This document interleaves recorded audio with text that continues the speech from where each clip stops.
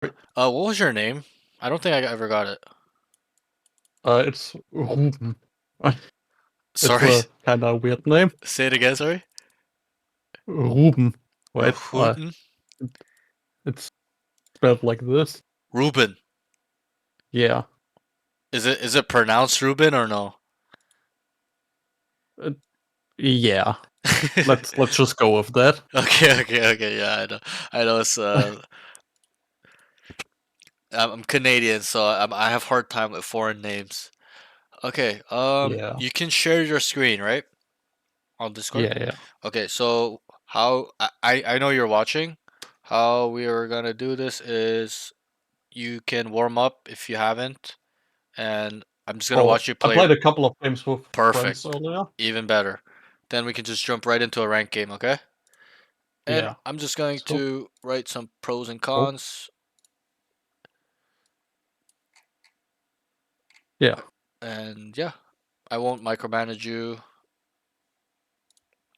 So you are bronze, and Uh, what's your yeah. goal? Like, where do you want to be? I don't have a specific rank goal in mind because, like, I think that's just like a toxic way of approaching. I just want to get like Improve. noticeably better. I see. Yep. I don't care about the visible rank that much. I just want to get better. Hmm. Yeah, that's very So very I manageable. I have a maybe a bit of an unorthodox way of approaching things Okay. because I know I'm very bad at this game. Hmm. So what I do is I pick Chamber because he doesn't have abilities. Like Okay. really, like he has his TP and the trap, Hmm. and I just focus on mechanics at the moment. Like Okay. Like try to get this what kind of mechanics? like everything. Like my movement is terrible, my aim is terrible. Like Okay. just get the basics down. Yep. How long have Because you been like playing for? I've been playing again for like about a week, I would say, maybe. Let's say And lifetime. lifetime less than a month, I think. I played for a little while, about like 3 or so years back. Yeah. But yeah. Oh, I didn't really enjoy the game at the time. yeah. Understandable. So you're a new player, you would say? Yeah. Okay. Yeah. I'd consider myself a new Okay. player. Yeah, that's fine. Our team comp's looking kinda sussy, but we're in bronze, so it doesn't matter. This is EU, right? This is EU, yeah. Okay.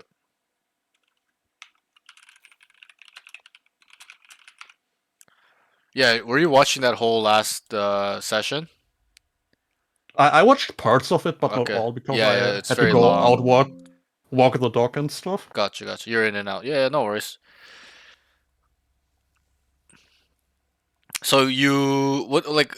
Do you want to roll? Do you want to main a roll, or you just only want to play chamber, like Uh like if I feel Horcus? like I've gotten good enough mechanically, I definitely want to pivot into something, Okay. but I'm not sure what yet, but it's probably something utility focused, like stay as a sentinel, but probably Yes. with Yeah. a like Okay. more useful character. All right. All right. I, I I guess. don't see myself playing like a super duelist or something. Okay. All right. Cool. Yeah. I mean, that's just how most people start off as Sentinel, and then they work So their way into Duelist after they improved. Right. That's how I did it too. I played Cipher only for like 2 3 months in the beginning.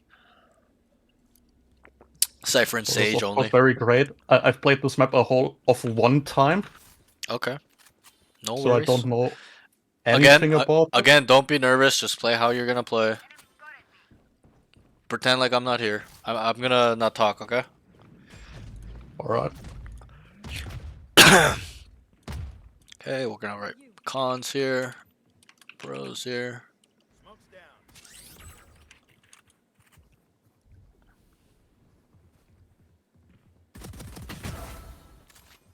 Okay. Good kill. Okay. Crosshair placement needs work. It's not bad, but needs work.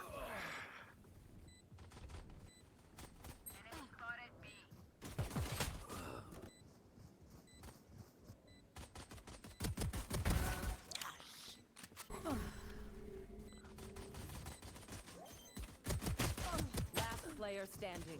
One enemy remaining. Yikes. That sucks. That Brimstone's a stubborn ass. Reminds me of someone. Okay, they won the round. Jet clutched.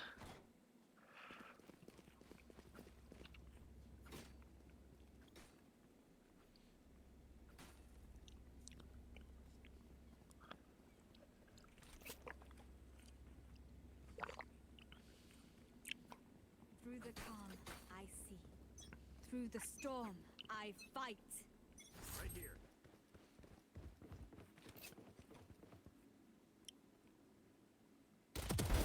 Away with you.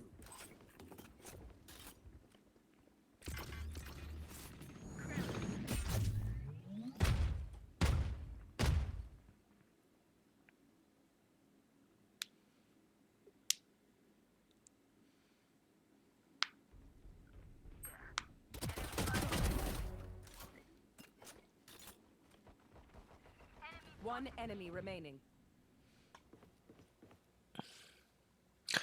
Okay, pros understands the concept of lurking.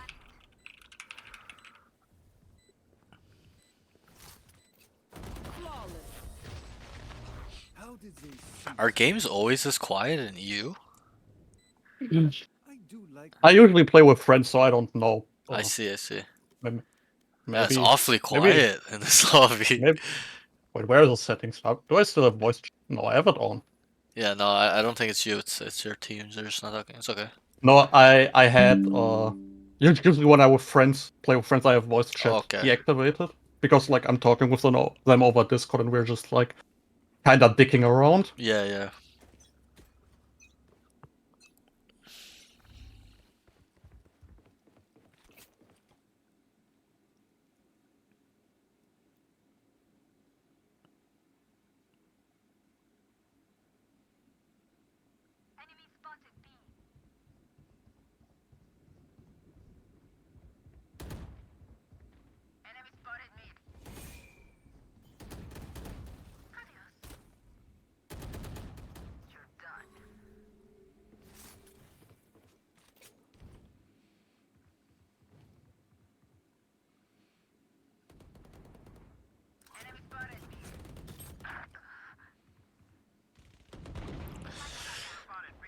One enemy remaining. There's some hesitation.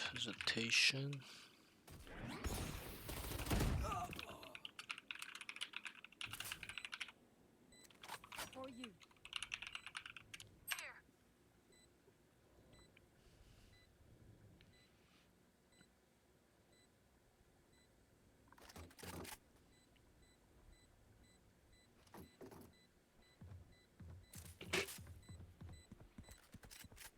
Yo, Andy TV.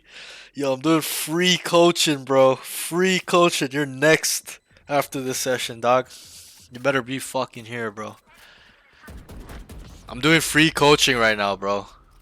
I have a Discord that I made yesterday and I posted on Reddit and If you've never like seen a man 30 people, like 25 people joined and I did my first session yesterday at 2 a.m. and then the second session I just finished and then this is the third session. Each session is like 2.5 hours.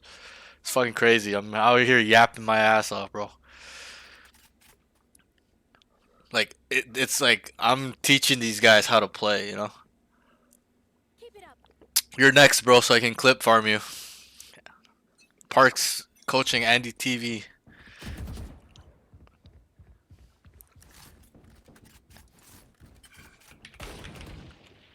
Enemy spotted A.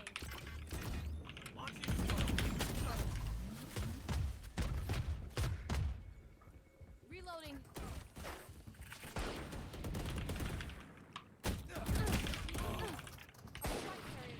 How do you not have Valorant installed? Down A. Can you hear me?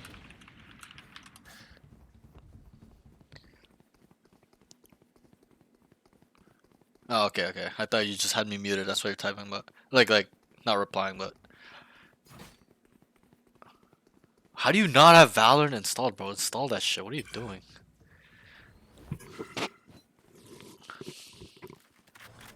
You're a Valorant content creator and it's Valorant's uninstalled, bro. Come on, man. Oh.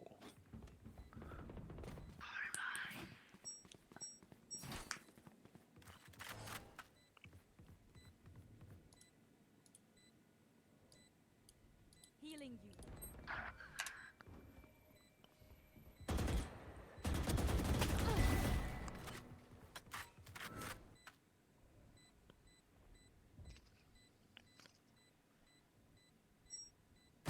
Is there anything you want to work on specifically or stuff like that? Player standing.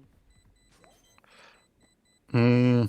Like you need to get better at that, you know? Like for me in my prime it was like, yo, I want to have magnet aim. That's what I told myself. I'm like, I want to be able to just have my crosshair on their head at all times, flick, micro adjustment, whatever it may be. What must be done? I think like obviously my aim's not great, but Mhm. I think like most straight up aim duels I do okay in. I think what's like really bad is my crosshair placement. Like Mhm. very often I lose because I'm not looking where I should be probably. Yeah, yeah. That's what I'm thinking. And like obviously movement Gotcha, gotcha. is pretty big, so that would also be a big point. Yep, yep. So you're definitely on the right track. Enemy spotted A. Okay, his cons, he's holding an angle, very stagnant. Launching Should smoke. always be moving slightly, left, right, slightly.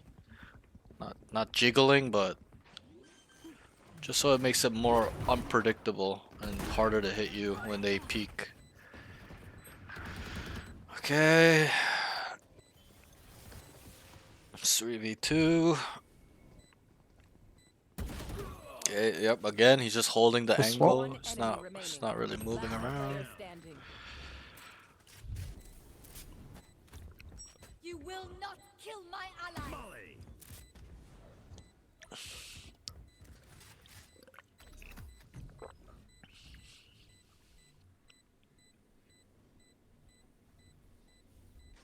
Open up the sky. One enemy remaining. That's why they put me in. Hell yeah, Brimstone. The best Oh, they're defense killing it. is a good offense.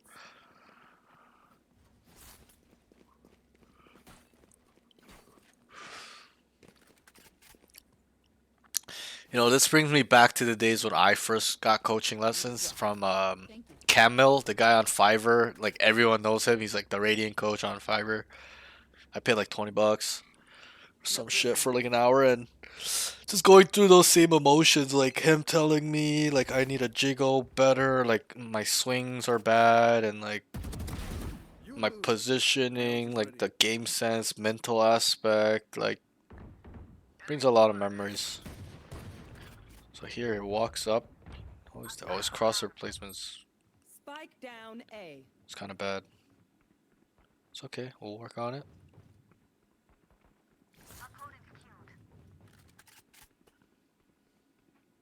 One enemy remaining. Okay, okay, okay. Okay. So here he one thing I'll notice is he's pretty good at playing with his team. He's always kind of near them, around them, which you don't see in bronze players. They're usually like 20, 30, 40 feet behind the team, just fucking dicking off, but Your lives are so meaningless. plays with team well. Need a drop. Thanks.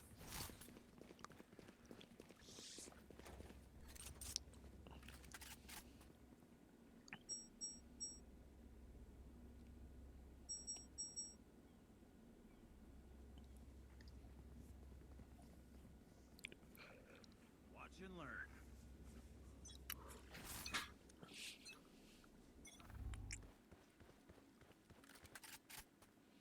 So he understands his role well. Like he's on chamber, he's a sentinel. He kind of has the idea already of how to lurk. So he kind of uses that well, which a lot of people won't.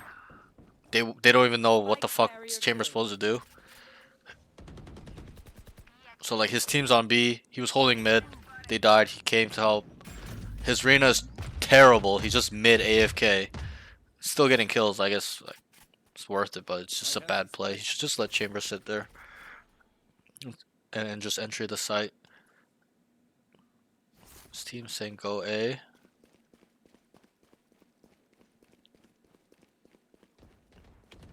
One enemy remaining.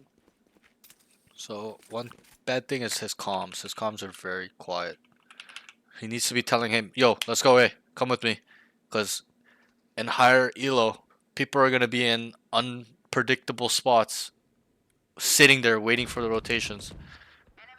And if you're just running by yourself, you're just dead, and you drop the bomb to the enemy, and the enemy just tells his whole team, yo, I have bomb, and the whole team just starts going to him. Right? So that Reyna needs to be with him to trade, but that comes with the comms. He needs to be like, yo, come with me, let's go. Right? Needs to be proactive comms.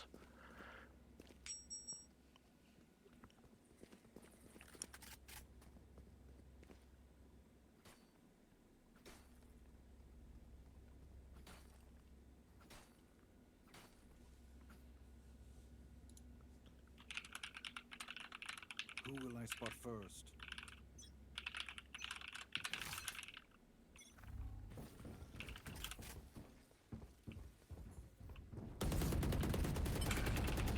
Reloading.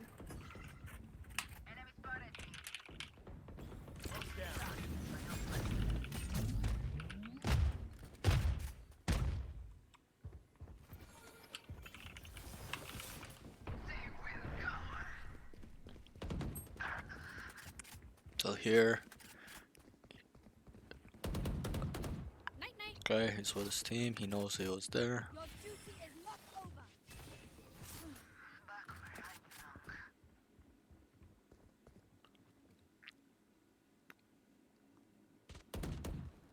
Enemy spotted mid. Okay.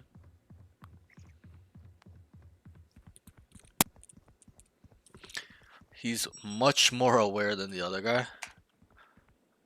Directional audio. Oh, wait. One enemy remaining. Aware of directional audio.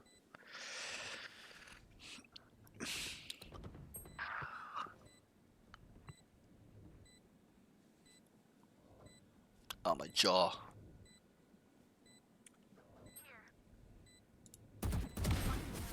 It's a shame you had to die, but you are not part of my bigger picture. Okay. Like, obviously they're stomping, so it's easy to frag and ball out when your whole team's just dumpstering them.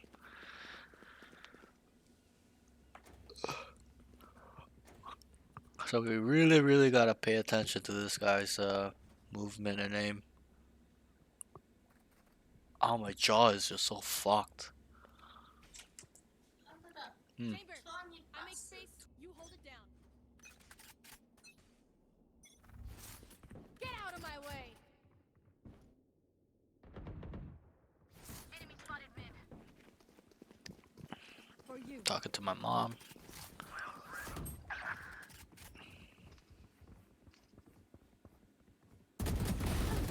Reloading.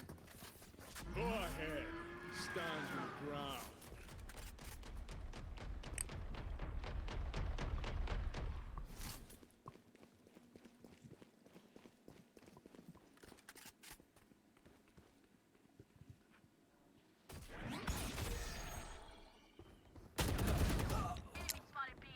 There's nothing really you can do there. That's kind of unlucky. Like, what the fuck is Yoru doing?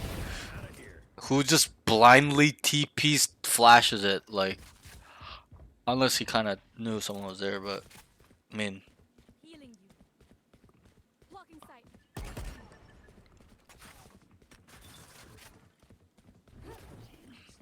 man, you guys are stomping these guys. Yeah, it's I don't know. Last player standing. Maybe the matchmaking is a little fucked because I've only played with friends, but I think that make it harder because my friends are better than me. No. If you solo queue, the hidden MMR won't like just because you play with higher level players doesn't make your hidden MMR higher as well. Unless you're completely destroying those games, like match MVP dropping 30s, then your hidden MMR will go up. But other than that, it's your hidden MMR is pretty individual. Also, it's yeah, okay. Yeah, so there's always hidden MMR and then your actual rank, right?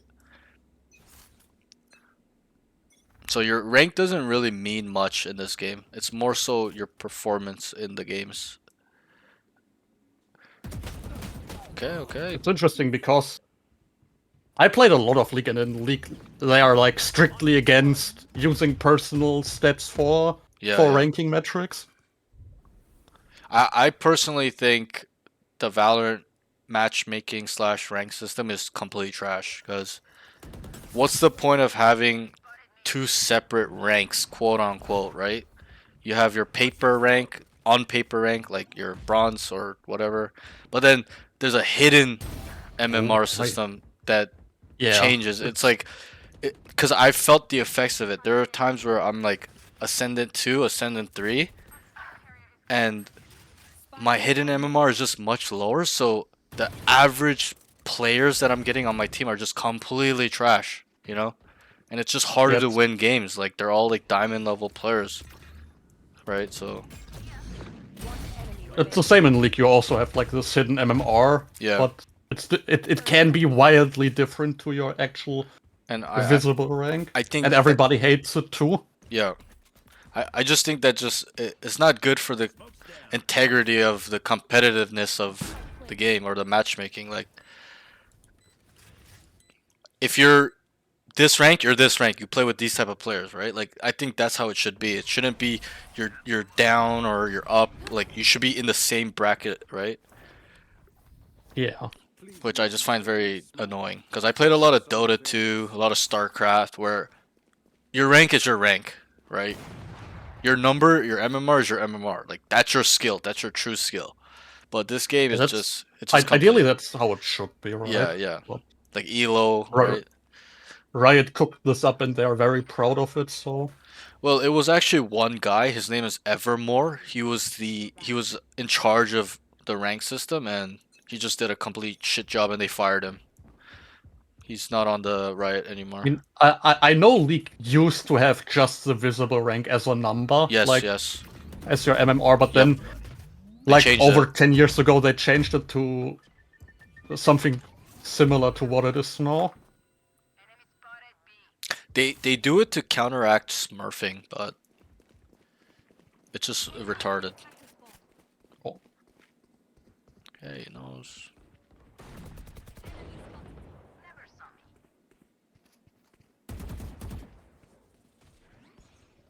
One enemy remaining. Nice.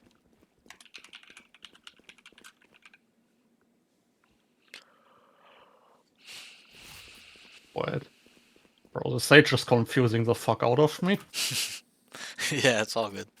I'm not sure where she's going. I There's- thought we were going B.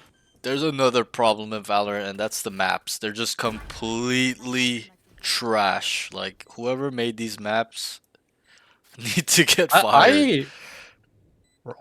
I don't hate most of them. Like Oh, this one man. is weird, but I haven't played it a lot. Yeah, you're the exception to the rule, bro. Because the majority of people hate all the maps. I mean, maybe with time when I get actually good at this game, or like better, Yeah.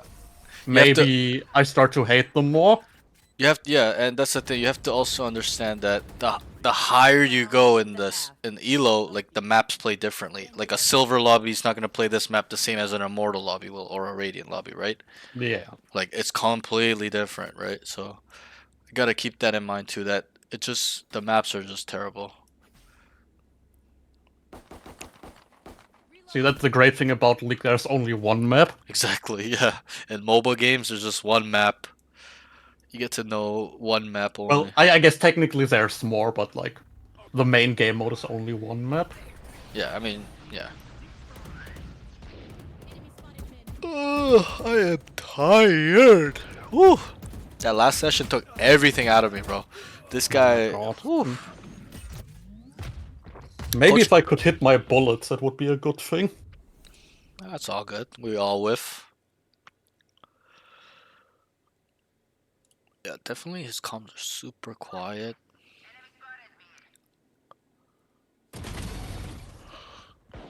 I can't believe there's actually someone still here. One enemy remaining. Okay.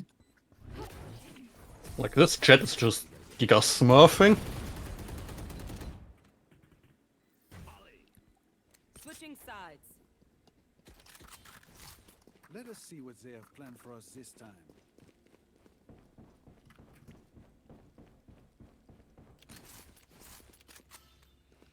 Yeah, maybe he might be smurfing, That's a good spot. which is pretty common in these ranks, right? Like you're always gonna get those 1-2 guys that are just insane. But this position kinda sucks, not gonna lie.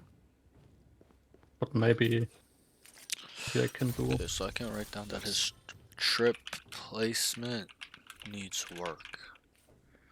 Like that's such a bad trip spot. The guy can just walk out and go bridge, right? Just, the trip needs to be more here, or even close to here, or like here. Usually it's usually here.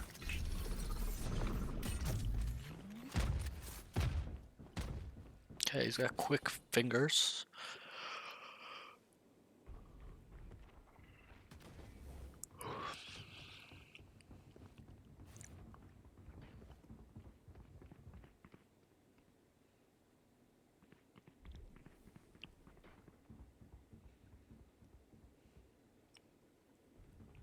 Smoke's down. Here. Teleport's ready.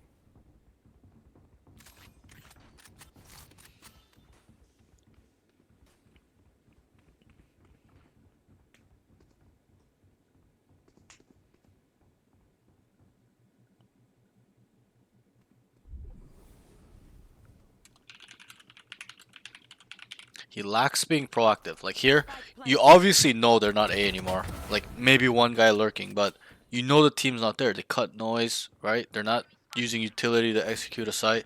Here, he needs to be proactive. He needs to already be rotating B or pushing out A, like he just did. But it's too late. Like he should have done that long time ago. Yes, they win the round, but in a higher level lobbies, like they would have lost the round. Because they would have already been set up on B, and they probably had inserted a lurk through mid somewhere where he's gonna kill all the rotations. So, like that would like Point.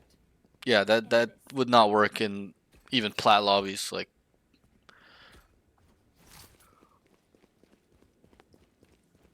okay, since you guys crushed these guys so much, instead of me playing, I'm gonna get you to play one more game so I can get to see a little bit more of your play, right? Yeah, makes sense. I haven't really seen too much. You guys are just stomping them so hard. You're not really seeing anybody and fighting, you know what I Yeah. mean? Like you'll get the occasional lurk here and there, but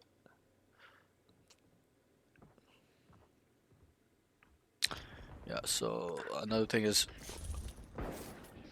peeking corners. He's rounding them instead of a straight peek.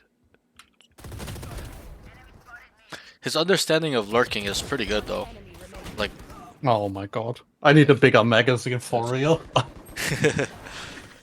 yeah. Defenders win. Oh wait.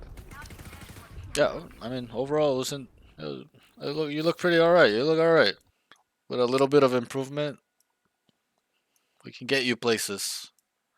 One thing I'll say is you have a great understanding of lurking or uh um yeah, like lurking, like your role kind of. You kind of understand what Chamber needs to do. Oh, that's actually what he needs to do. I thought I'm just playing like a. No, no, like you're playing Sentinel and like on attack, for example, you can queue up again. I'll just Or, talk briefly. But like on attack, for example, your team is together. You're by yourself mid. Like that's what they do in higher level lobbies. The Sentinel is usually alone, lurking, right? So you're doing that. It's all right, good. because like most sentinels have like a lot of utility with what they can Well, like it's yeah. solo go somewhere. Well, it's not that they can solo go somewhere. It's just that their utility, their kit helps them lock down parts of the map or give information, such as Yeah, Chamber this Strip, is a map I hate. like Cipher Trip, Killjoy Turret, Alarm Bot. So they can set those trips up on, let's say, for example, on Abyss, the map you just played on A, and they just sit mid, right? So they're two turrets. They essentially hold down mid, and their trip holds down A main, while their team is on the other side of the map. So these agents take care of flanks. They make sure that nobody is coming behind them. Yeah. It's because of their kit, right? Like Cypher Cam, the trip.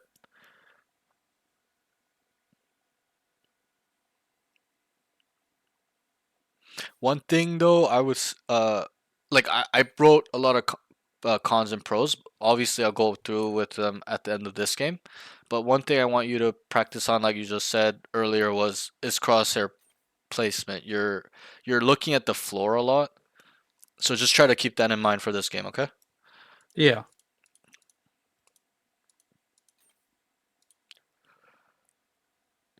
And another tip is usually in ranked games when I know like you probably don't care and lower levels it's okay, but if you really want to win games, going to Sentinels isn't a good idea. You don't want to go Chamber, Cypher, like because you there's pros and cons, right? You're good on defense, but on attack you lack, right? So you always have to think about your comps, the way the team is If you building. die today, I will Obviously, in pro remember you play ranked, forever. it's It different, has but been an honor.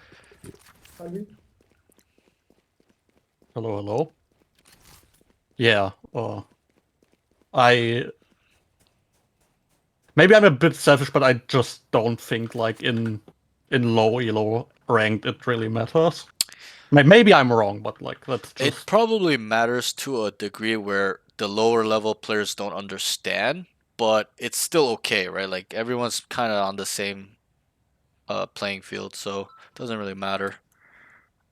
like I think like in League, if you're turbo low elo like bronze like I am, you, Yep, you just need to be better than your opponent. Everything else yep, doesn't yep. really matter. I mean, it's kind of the same in Valorant, right? Like, if you want to get out of bronze, you have to be able to drop 20, 30 kills every game. Like, there's no questions about it. You can't win a bronze lobby by going 15, 10 kills. You're not going to win.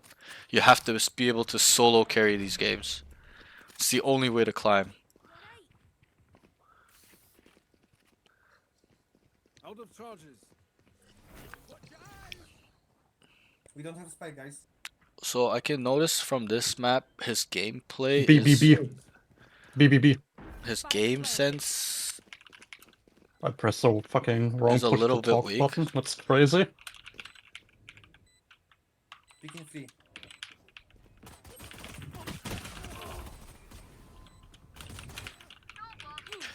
Like his whole, like they went C, they went Oh, A, he right? just farmed He all of just us. ran from C all the way to A. There was no utility being used for A. No noise. Like there, I would have Yeah, just I stayed mean, C, garage, mid. we left him with an impossible situation, I feel. Yeah. Uh, Like he should have just stayed C or hold mid instead of just running on site on I A should where get there's already this. 4 of his teammates there waiting for it to come out. So his game sense lacks a little bit there. It's weak. A good player would be like, okay, I have 4 guys on A. I'm gonna hold down mid or garage or C. Like he's gonna already know that before, right? He's gonna be actively thinking about those possibilities and those outcomes that they might rotate. They might already be lurking up mid now. Why is it so quiet, right? They need to ask these questions to themselves.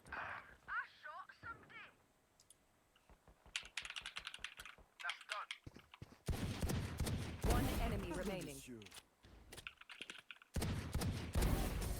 Oh, nice. I am not cleaning this up. Keep pushing. Tenemos mucho camello. He needs to take time with shots from behind.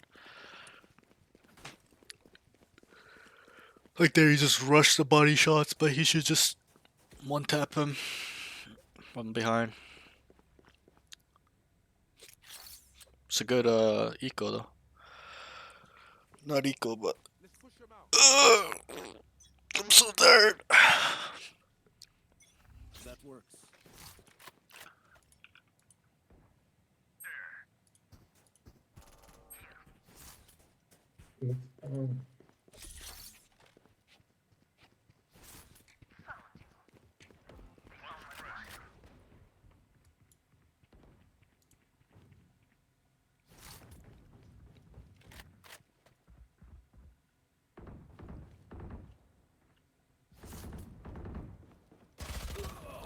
Oh my fucking god. Bro, what the hell was He, that lurk? he scared the shit out of me.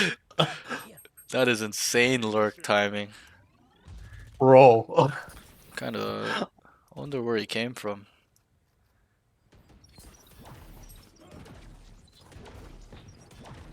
What is it? It's just mid, okay. Now. 3 out of 5. This guy's kind of the goat.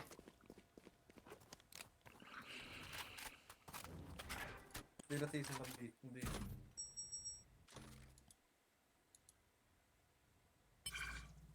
30 seconds left. My ultimate isn't Spike ready. planted.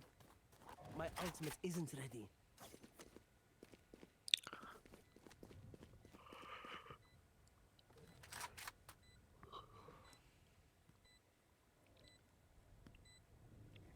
One enemy remaining.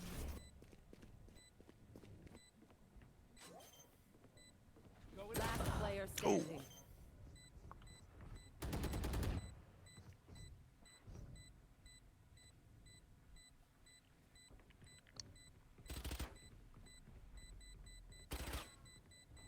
All good. All good. Unlucky.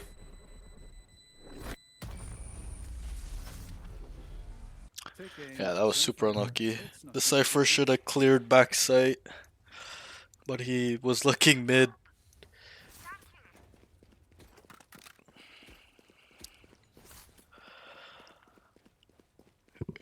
Here you should buy with your team. Because your team is forcing, you should buy a rifle as well. You should sell the sheriff. So I go like this, I Yeah, guess? yeah, or even a weaker gun like Bulldog.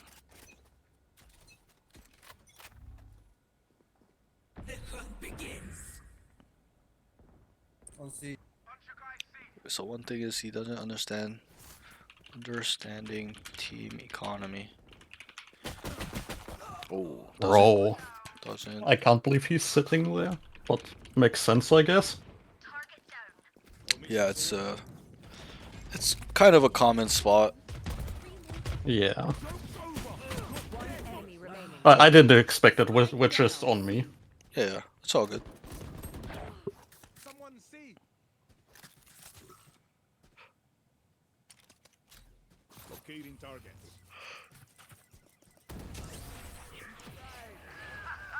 But luckily, my team is better than me. Yeah. There My can ult only is be ready. one Phoenix. I'm coming for you. I need a drop.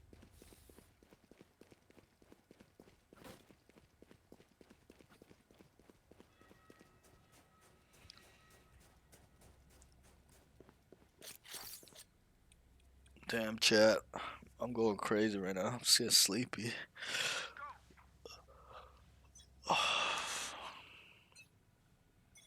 That's a good spot.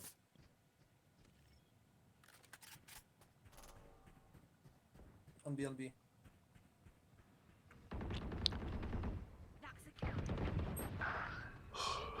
Like I never left.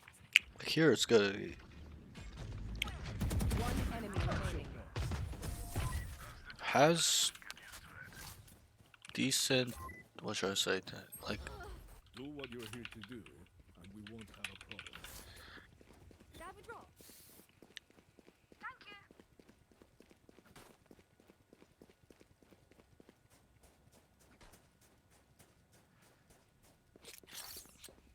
A gift.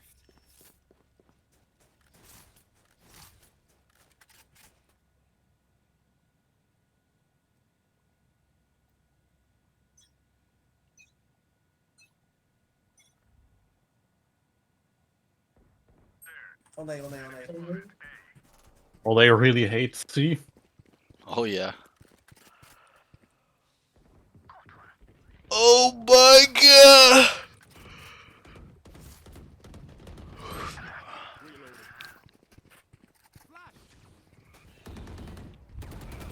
All missiles away.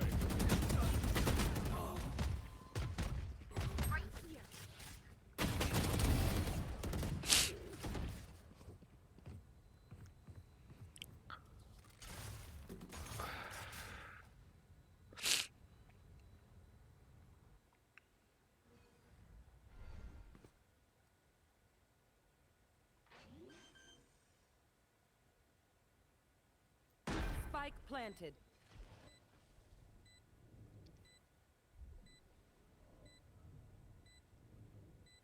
Ammunition. Last player standing. What the fuck? One enemy remaining. Wait, why did the clove shoot graffiti like that? I have no idea. Social. Oh my god! Yo, is this guy Holy cheating? shit! Yo. Oh, okay. This guy looks a little bit sketch. Maybe he's just the best player I've ever seen. Maybe. Clutch. I've also heard there's a lot of cheaters in EU though. I Cameras is I can't really say anything about that. okay. In NA, a lot of EU players will come play, and they're usually cheaters.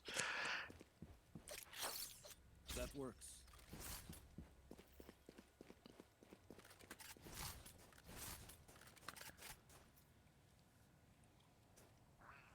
Bro, what is going on in this chat? Excuse me, boys. Excuse me. Okay. Spike down. Yep. C. I Again. should have placed my teleport so I could have gotten out. Holding stagnant at ×2. Foolish.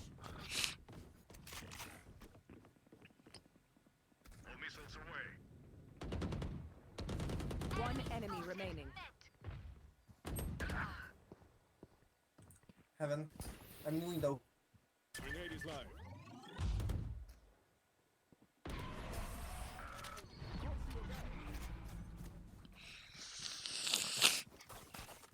Was Side not left. good.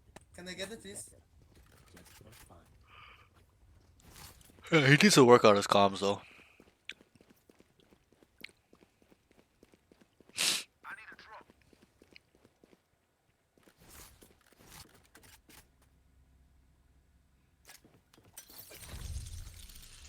Yeah, got him.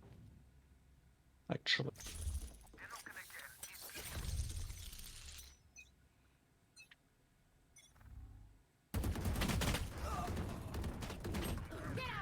Oh my god, he gets both of us. We're so bad. Crosshair placement needs work. Goodbye. Careful now. How the fuck? Cage triggered. All missiles away. I must wait a moment.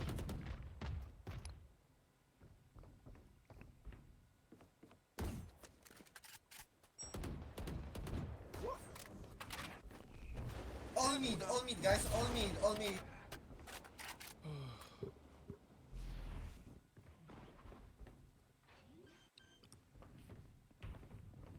CC. Spike planted. One garage and one side. Reloading.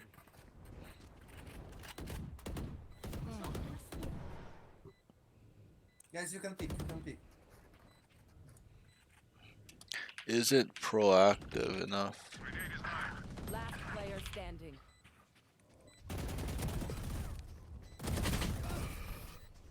Bro, this guy mowed everyone down with this fucking The Odin. machine gun. These guns we use are okay, but I will also bring Uh, no offense. oh. I'm going fucking broke soon.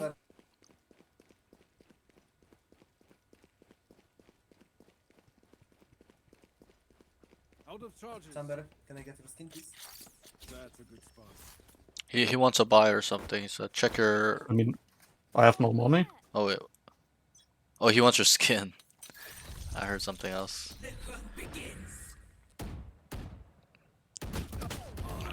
Oh god. Stands in the open.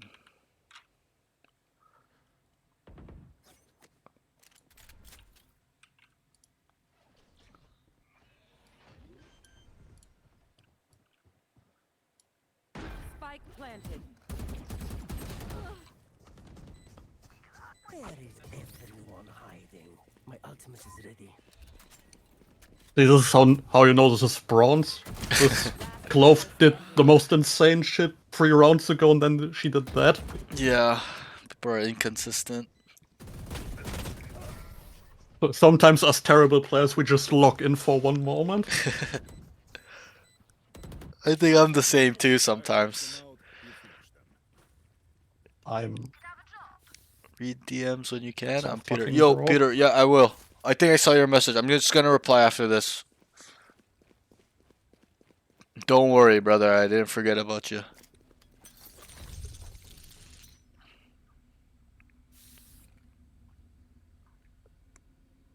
Focus now. Eyes off me. Oh, my knee is fucking fucked. Okay, he's holding. His crosshair placement needs work, man. It's super bad. Dropping smoke.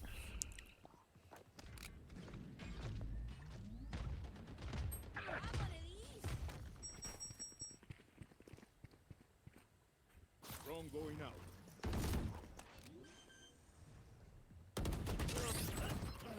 Spike planted.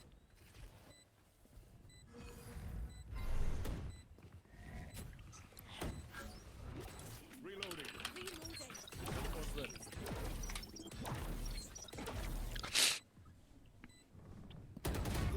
Last player standing. Yeah. Could have expected that one. Man, these guys are all over the place. They're just lurking like crazy. I mean, I think he just wrapped around because we were like spending forever in front of the smoke. Yeah. He probably had enough time, and yeah, could have expected it. I mean, he probably also realizes that, like, you guys are over rotating a lot. Like, your team as a whole, not you specifically, but your team, like, on A, they started A, and you guys all went on A, and they just rotated off, and they were on C, right? Like, so the tendencies they kind of already have picked up about you guys, the enemy team, right? Yeah. That's a big thing about this game is you gotta know tendencies. Why this guy likes to do this, what he likes to do, how many times, like, when he's gonna do it. Oh.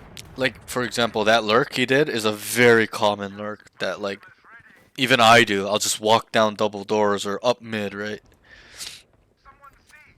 Yeah. And from what I can see in this game, this Reyna is lurking every round. So what I would do is I would adjust. Hey, this Reyna is lurking every round, and just sit in a corner or sit in a part of the map where I think he's gonna walk up, and I just kill him. Yeah. He's also like their best player, at least stat-wise. Yep. So taking him out is giga value. Exactly. Last round before the switch. Yeah, I can go Everything rogue. cheap.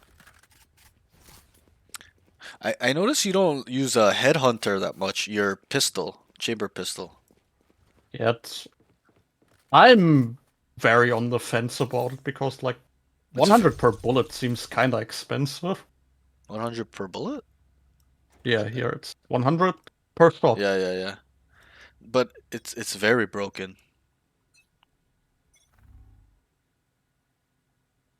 Joke's over. You're dead. Unmuted. Yeah, he's just standing in the open a lot when he's holding angles.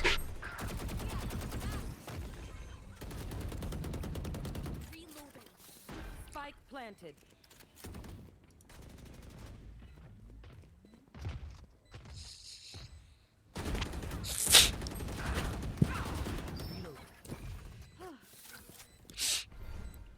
Yeah, this is a much better game to analyze because it's more closer and there's more stuff going on. On me, on me. Right here. Last I mean, player standing. I'm not. Player Oh, sad. standing. I'm not gonna complain about getting 2 games worth of data, Yeah, yeah, or maybe 1.5 with how the first one went. yeah, yeah. Switching sides. I'm just saying this is way more enjoyable to watch. Lucky shots. The other one was a complete stomp. So I couldn't really get too much of your weaknesses out of it, right? Because your team is just so good.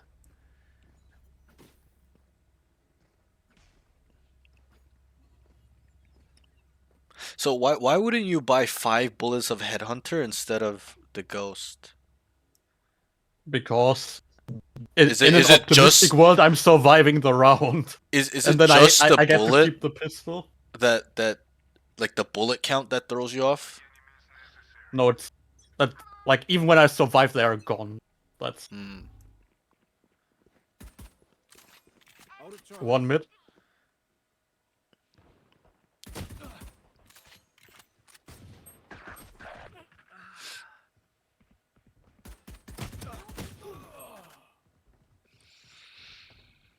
Yeah, so on this map I can see a lot more weaknesses. Last player standing. He's not playing his role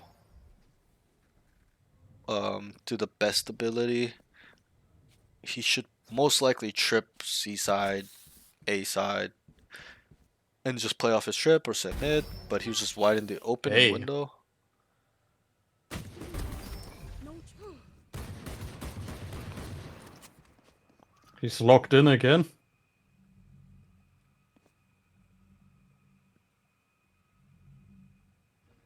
I got the spike.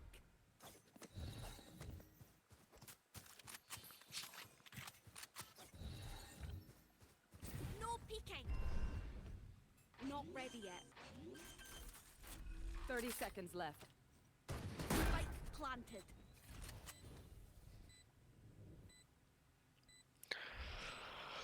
Yeah, this Clove is probably the best player Oh on your my team. god! This. Oh my god, that's sad. Yeah, he's the best player on your team for sure. Yeah. When Yes. he's locked in, he's locked the fuck in. Yeah, he's got good aim, but his movement is kind of bad. Like, You know what we should do? I'll tell you. but that's the case with most low level players. Is their aim is always good, but their movement or other mechanics are lacking. Did I have a drop? Thank you. Come Out back of here. charges. Nigga. Come back here. Are we really gonna get like let the spike go solo? See, that doesn't seem like a good idea.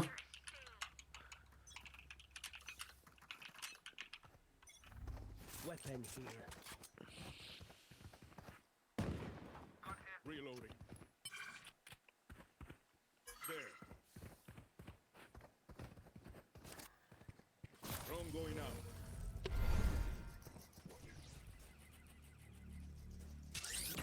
Oh, lost through smokes. My bad. I didn't pay attention to my team. No, you're good. I think your team should have been with you, but they're just baiting you.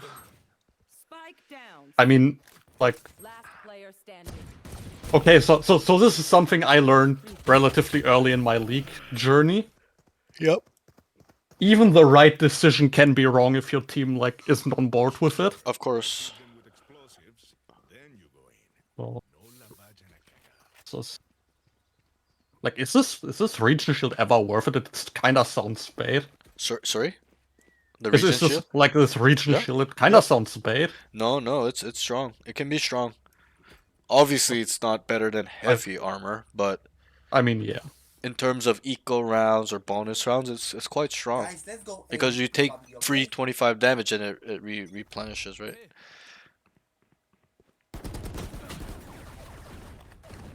Phoenix mid. Plays disciplined. Nice, good job, Chamber. There is vandalism on the wall. Our spike carrier is killed. He's hyping me up because I'm playing like shit.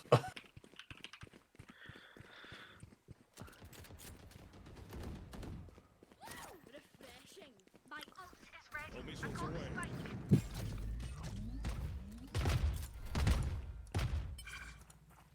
Dropping smokes. Cage triggered. One enemy remaining.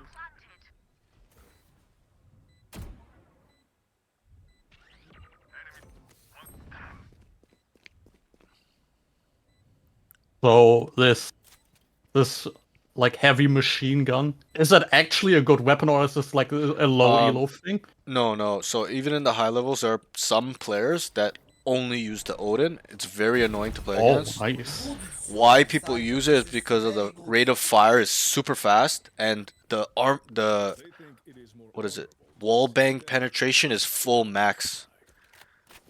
Yeah. It I can see. penetrate certain walls that the Vandal and Phantom cannot. Yeah, I was just wondering because like Yeah. you know it's common for there to be things that just work in low elo in games and not actually work in Yeah. when your opponents are good. Or when you are better than their like Yeah. better that's- options usually. Comes open. But I can agree. was just curious.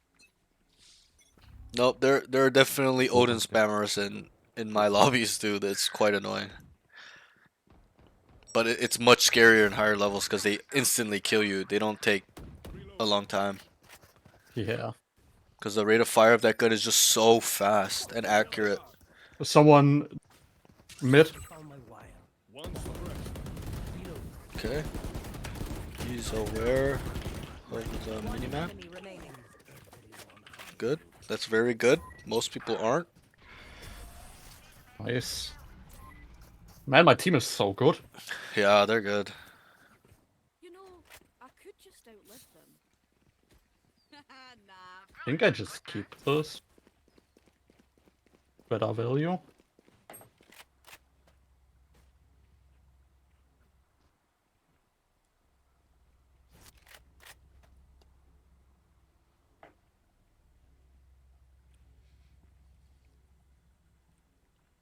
Come on then.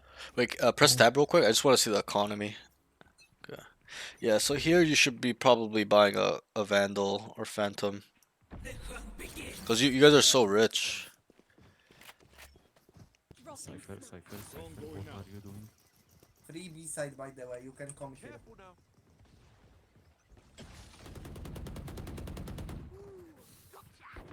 Spike is down. Spike down mid. Over. You're dead. Yeah, so I still see some hesitation. Like, he walks up B, he doesn't know what to do. His team's just running around and he's just kind of...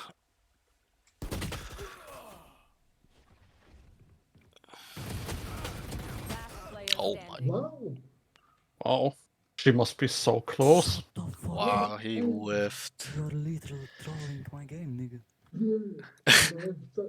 Bro. Make me a kebab, nigga. Here comes the EU racism.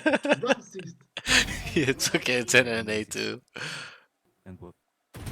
Ooh! Yo, this guy is cheating or something. I mean, I saw the outline like twice, but Yeah, no, yeah. I'm just messing around. No one else can. So, again, here you should... I know you don't like to use Headhunter, you should just still buy it all. Mashallah, But brother. there's no Once point in again. saving. All of it. Eight bullets. Oh wait. Yeah, Alright, 'Cause this they- last round in there. they carry over, right? Yeah.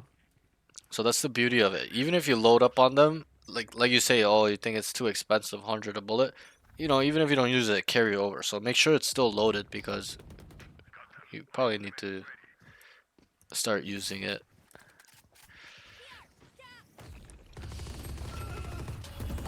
Like I never left.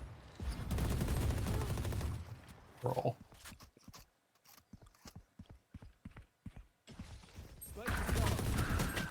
Last player Nice, standing. Cypher. Spike down. This guy's just like mowing us down. And we're so bad it works.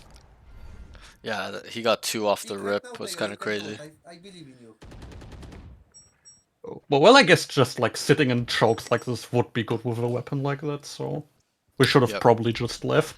But the downside to weapons like that, where you have to crouch spray, is that you're Nice easily open. killable Once, because you're when he standing safe with still, right? himself, you're gonna do it next time. So most in my lobbies, like that guy would have been dead. Like first guy would have killed him. Yeah.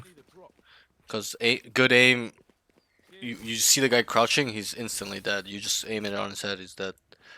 Yeah, I can see that. Take it, I don't fucking care. My god. I don't quit. That is also a hard angle to clear a lot of the times. All missiles away. Bro. Very good. One thing he does well is he does play with his team. This jet's gotta think I'm cheating with how often I'm like I'll give him a insta-tapping here. 2x on that one. Oh my god, I looked onto the map and was too slow. Planted the spike. You had your fun. My turn. All B right now. All B.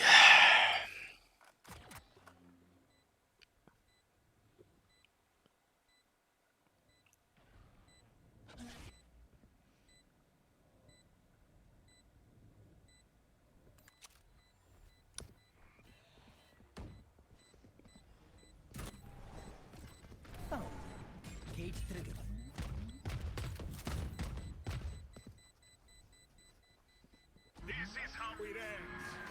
Careful now. One enemy remaining. Or like these two Clove and Cypher are so good. Yeah. They definitely have If they try an experienced game sense. They've played a lot of games.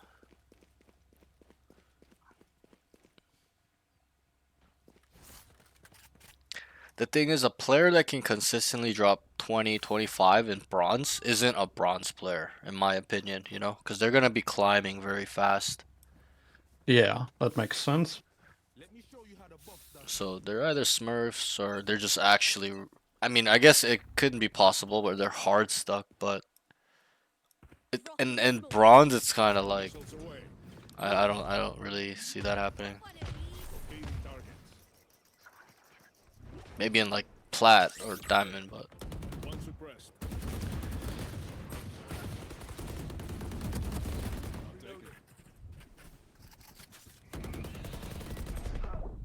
Okay, so he's not clearing. One down.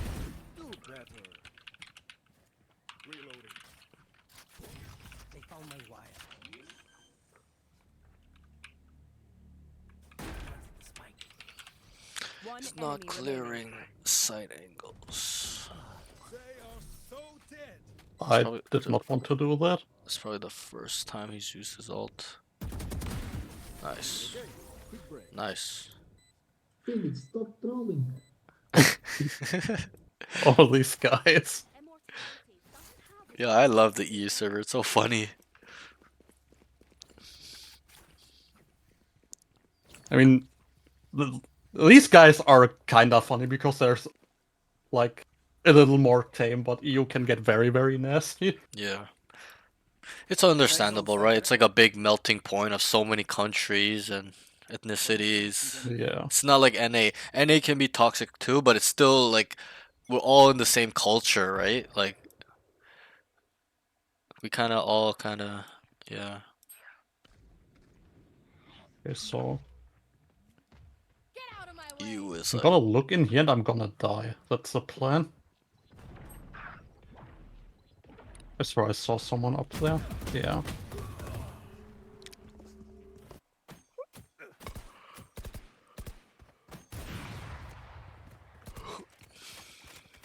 Reloading.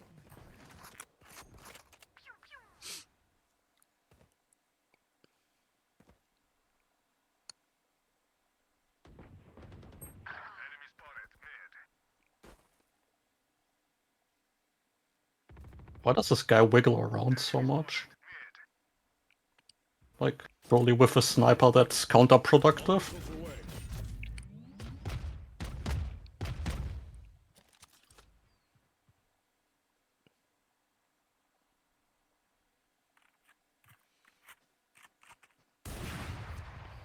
Last player standing. 30 seconds left. They found my wire.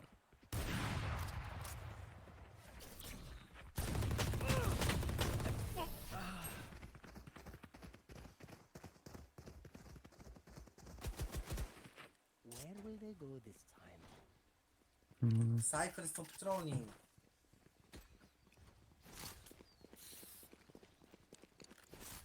He said Cypher stop trolling. These guys are like win traders.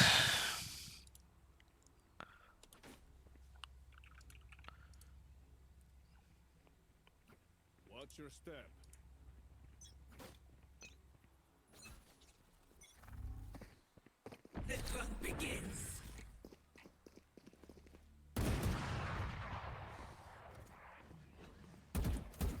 Right here.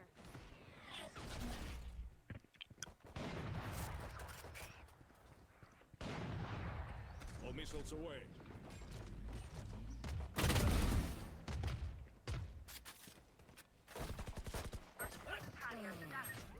Spike down A. Spike. Reload him.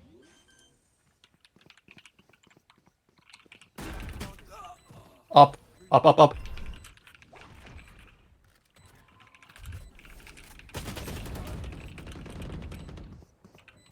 Last player standing. See if your club can win it. Enemy remaining. Oh, he wins it. Oh, Man, this one's going down to the wires. yes, it Such a is. goofy ass up, nigga. You guys don't should have do won one that round, player though. on the other field. You're 10 kills behind me, and you're doing absolutely nothing Oh, but yeah, trolling. chill. It's not important. Oh. I love their accents. It's so Teraz? funny. No, so such a goofy ass up, Arab, bro. I'm not asking Yeah, you bro, about bro. it. No, Where bro, are you give me one from? kebab. Where are you Give, from? bro, They're like, bro, bro, tell me, bro, Where are you bro. from? bro, Taco Bell? give me one kebab and we'll be okay, okay? One kebab and there's no problem. What server do you play on, by the way? Uh, Like, I know it's EU, I have- but like the sub server selection. I meant. We have Frankfurt, Paris, and one other activated. Like, I just activate the 3 with the best ping. I see. So it's like, what is that? Like Central Europe, right? Yeah. I see. So there's a lot Well, of. more like Western, I think. Okay. Is there a London server? One suppressed. Oh yeah, I think the furthest London, Okay. actually, now that you say it.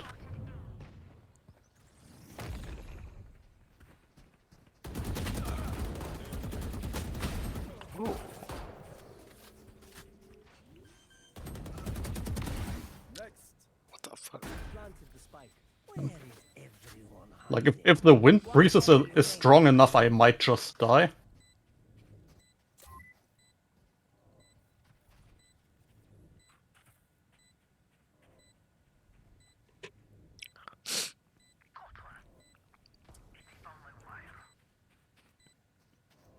Here you can play safe. Just tuck in a corner. You don't need to be out in the open. You can just play time. Because if you die, it's a big problem. Like I never left. Nice. Nice. My team got me. This Clove is a monster. I think he's smurfing. Yeah. This has gone on long enough. I see. Either that or he has the game of his life. Could be both. Oh, yeah. Like, next one we get full money anyway, right? Because it's, like, tiebreaker, I think. You mean this round? No, next round we get, like, Yeah, a lot of money. Everyone because it's starts with this. tiebreaker. Well, not a lot of money, but everyone starts with the same amount of credits. It's about, I think it's 5,000. You're dead. I forget. All missiles away.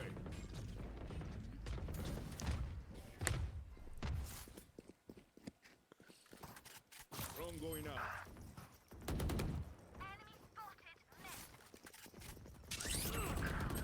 One Spike down A. I have the spike.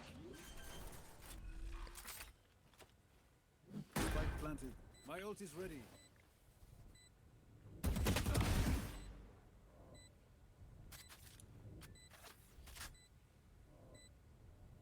Short.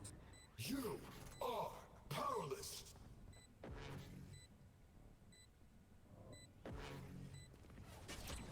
Short and farmer. Last player standing. Oh my god, it's still two. I was so focused, I thought it's only one. It's all good. One enemy remaining. I think your tail's gonna win it for you guys. This is how it ends. GG guys, thanks for game. I'm still waiting for my kebab cypher. Send it to me. Bro, this guy. GG's. Yeah. Send me Wow. kebab, bro. I wait for my kebab. Give me got kebab. banned in my home. I'm waiting. Bro. Okay, there's a lot to unpack here. Let me just log in real quick. You can exit your game and stop sharing your screen if you want. Well, I'm at least proud of that last round. I think that might have been my best, yeah. Alright. Just give me 1 second.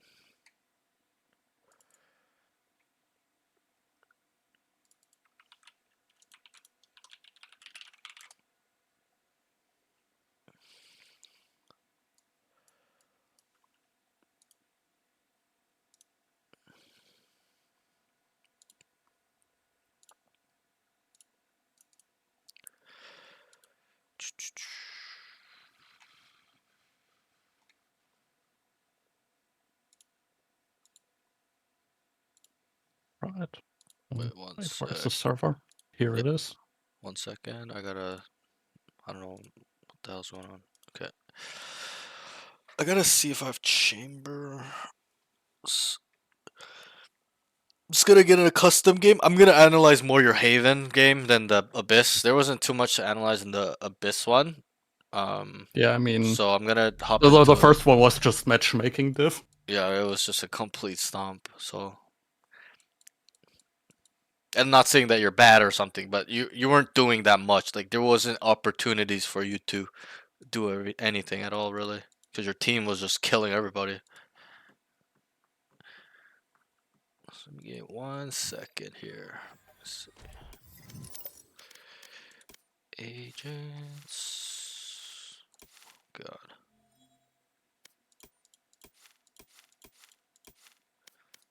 This is gonna be.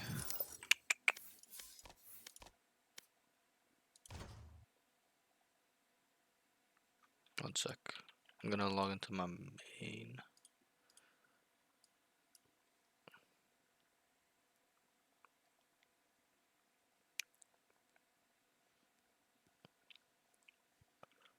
Sorry, bro. Just give me like maybe 2 minutes. I just gotta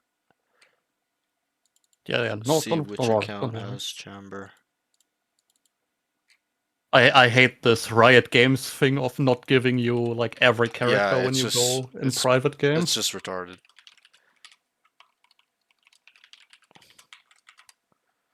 Like who But new players get overwhelmed with too many. Shut the fuck up, man. Yeah. No new players It- don't get overwhelmed by characters. It's a money making scheme for sure. Yeah.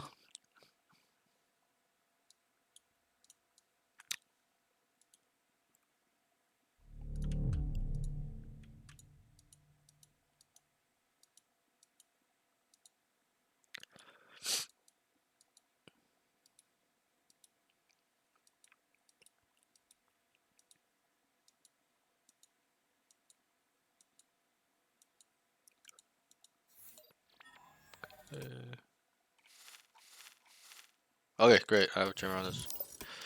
All right, we go Haven. Cheats on. All right, we will start. All right, there's a lot. I put a lot of notes because we did 2 games, so I got to see 2 games You from don't you. have the screen share on? Oh yeah, I will turn it on. Just give me 1 second. Oh, it's for some reason not sharing my Valorant. Can you see? Oh, it's loading. Now I see. Okay. So we're gonna go through this list. It's a very long list. Oh boy, wait, Obviously, what? Do not worry. your This cons is are just gonna gonna be be, easy. C'est you simple know, comme bonjour. much larger than your pros. Not saying because you're a bad player or shit or whatever, but it's just the way it is right now. You lack certain basics and fundamentals that I'm gonna teach you. That will help you a lot. My ult is Turn all ready. this on. Okay, first things first. Your crosshair placement needs work, and I wrote ×2 because I initially noticed it in your first game and your second game. Okay, so it's like a double emphasis. Your Yeah. crosshair placement, oh shit. Yep. A lot of the times is near the ground or close to. You're not as bad as my last student. My last student was walking around like this, okay? You're more like here. Okay? It's not bad. You're at the legs level, the body level. Okay? Yeah. What I explained to him as well is a good trick to stay head level is there are certain indicators on the map, whether it's a line, an object, one of these little knickknacks that will show you where head level is a lot of the time. Let me go somewhere else where it's a little bit easier to explain that. So maybe like here. Here, if I'm taking the site, head level is here, right? Right where this box is. Right where this Yeah. box is, that's head level. Right where this line is, that's head level. So automatically, I just know where head level is off these little knickknacks, we'll call it. Like here, that's head level. This line, that's head level. Right? Right here, that's head level. Head level. Head level. Yeah, Right? Like this kind of indicates the head level. So you can kind of, like even this angle here. It's pretty much head level, this one. Right? You can kind of get a sense of where head level is using these indicators on the map. That will help you. Okay? It's very Mm-hmm. important that your head level in any angle you're taking, wherever you're going, whether you're looking at the mini map, whether you're walking, whether you're running, whether you're peeking, right? And it's pretty self-explanatory because the guy walks out, your cross is there, all you have to do is just shoot. There's no adjustment, no here, no there, right? He walks out, kills him. You're clearing corner, head level, he's dead. Head level, he's dead. He's dead. He's dead. I'm just shift walking for an example, but obviously I wouldn't clear a corner like that, right? But so that's number one. Gotta work on the crosshair placement. Number two is there's some hesitation in your decision making. There was a time on Abyss where I'm trying to remember, you were mid and you looked back and you kind of didn't know what to do. Like you know he was there, but like you kind of went like this and you kind of like you were moving around, didn't know what to do. Your actions need to be a little bit more clear. Like, am I gonna go kill this guy? Am I gonna back up, give him the space? Like I think he's gonna walk down, right? Like we have to kind of think about these things beforehand. It seems like you're making these decisions in the moment, which is not a bad thing, but it needs to be faster and more clean. You, do you understand what I mean? Yeah. Yeah. I get Like it. you're just it's the hesitation. Those split 0.2 seconds, 0.3 seconds is where you either can reposition yourself to get a kill or you're getting killed, right? So that's another thing. Number three, this is emphasis times two. Holding angles stagnant. So like this was almost every angle you held. I'll show you on mid because you did it mid a lot on both sides. You stayed in the middle like this and you're just waiting. What you need to do is if you're gonna hold an angle where you think he's Here. gonna walk out or you know he's gonna walk out, you need to be a little bit more unpredictable. You gotta be a little bit like this. You gotta be ready and unpredictable at the same time, right? Because when you're just like this, sorry, just 1 second. 1 second. Yeah, sorry, my mom was talking to me. Yeah. Don't worry. Yeah, so when you're out in the open there, like this, you're holding this angle. You're holding this angle too in the open like this, standing still. It's too stagnant. There's peeker's advantage in this game. Do you know what that is? No. So in this game and most FPS games, even in Counter Strike, there's peeker's advantage. It's a latency server issue, ping issue, where the guy that swings like this has the advantage over the guy holding. In this game specifically, there are certain FPS games where the guy holding has the greater advantage, right? Because obviously you're holding the angle, the guy's gonna walk out, right? But in this game, the way it works is the servers, the ping issue, latency, people are from all around the world, information isn't portrayed correctly. So the guy swinging actually sees you first before you see him, right? So that's the Yeah. problem with standing in the open and just standing still. The guy gets to see you and shoot you first. And that's probably why there's a lot of times where you're holding an angle and you just instantly get headshotted or you get instantly killed and you're like, what the fuck? Like, how? I didn't even see him, right? And that's the peeker's advantage playing in part. The guy that swings like this has a way greater advantage than the guy holding this. Not because of the angle, but because of ping, because of latency, because of the information being portrayed to the servers. Okay? So Yeah. keep that in mind. When you're holding a angle, don't stand in the open, don't stand still. If you're gonna stand in the open, add a little movement, a little jiggle, make sure your crosshair's still head level, right? And then you can, because that makes it less predictable when you're moving a little bit versus this guy just automatically, you're standing still and he automatically headshots you, right? If you're slightly Yeah. moving, he has to micro adjust. There isn't that time where he's like, oh, he's standing still, he's dead. It's like, oh fuck, he's moving around. Like, it makes him panic a little bit. It makes you unpredictable. It makes you be able to dodge his first shot, right? So that's that. Fourth thing. Yeah, so stand. Also, your comms need work. I know you play with friends a lot and stuff, but this is a tactical shooter game. Every single piece of information is so important in this game. Like you wouldn't even realize the smallest shit. Like, oh, I hear one. Like, that information can change around. You know what I mean? Like, you need to be talking to your teammates. Hey, like, not overly annoyingly, but being like, hey guys, I'm gonna walk down. Like, crucial information. Hey, I'm gonna walk down. Hey, I'm gonna leave you here alone. Hey, can you come help me? Yo, let's go together. Like, things like that. It needs to be tactical, and you guys need to work together, right? Can't just expect your team to know what you're gonna do or you're gonna know what they're gonna do. Like, you guys need to speak to each other. So that's that. And obviously, you know, some people are uncomfortable, they're shy, but that's Valorant. That's the majority of Valorant is you need to get out of your comfort zone to actually improve in terms of your aim. You can't just be stagnant and do the same aim thing over and over again. You're never going to improve. You got to get out of your comfort zone where you're aim training things that are super hard. It's hard to do, you know, and get better at it and it becomes easier. So that's that. Your flicking needs a little work. This wasn't too big of an issue. This thing we can work. There was some like fights where they just kind of peaked and then like your flicks were just kind of off. That's not too big of an issue.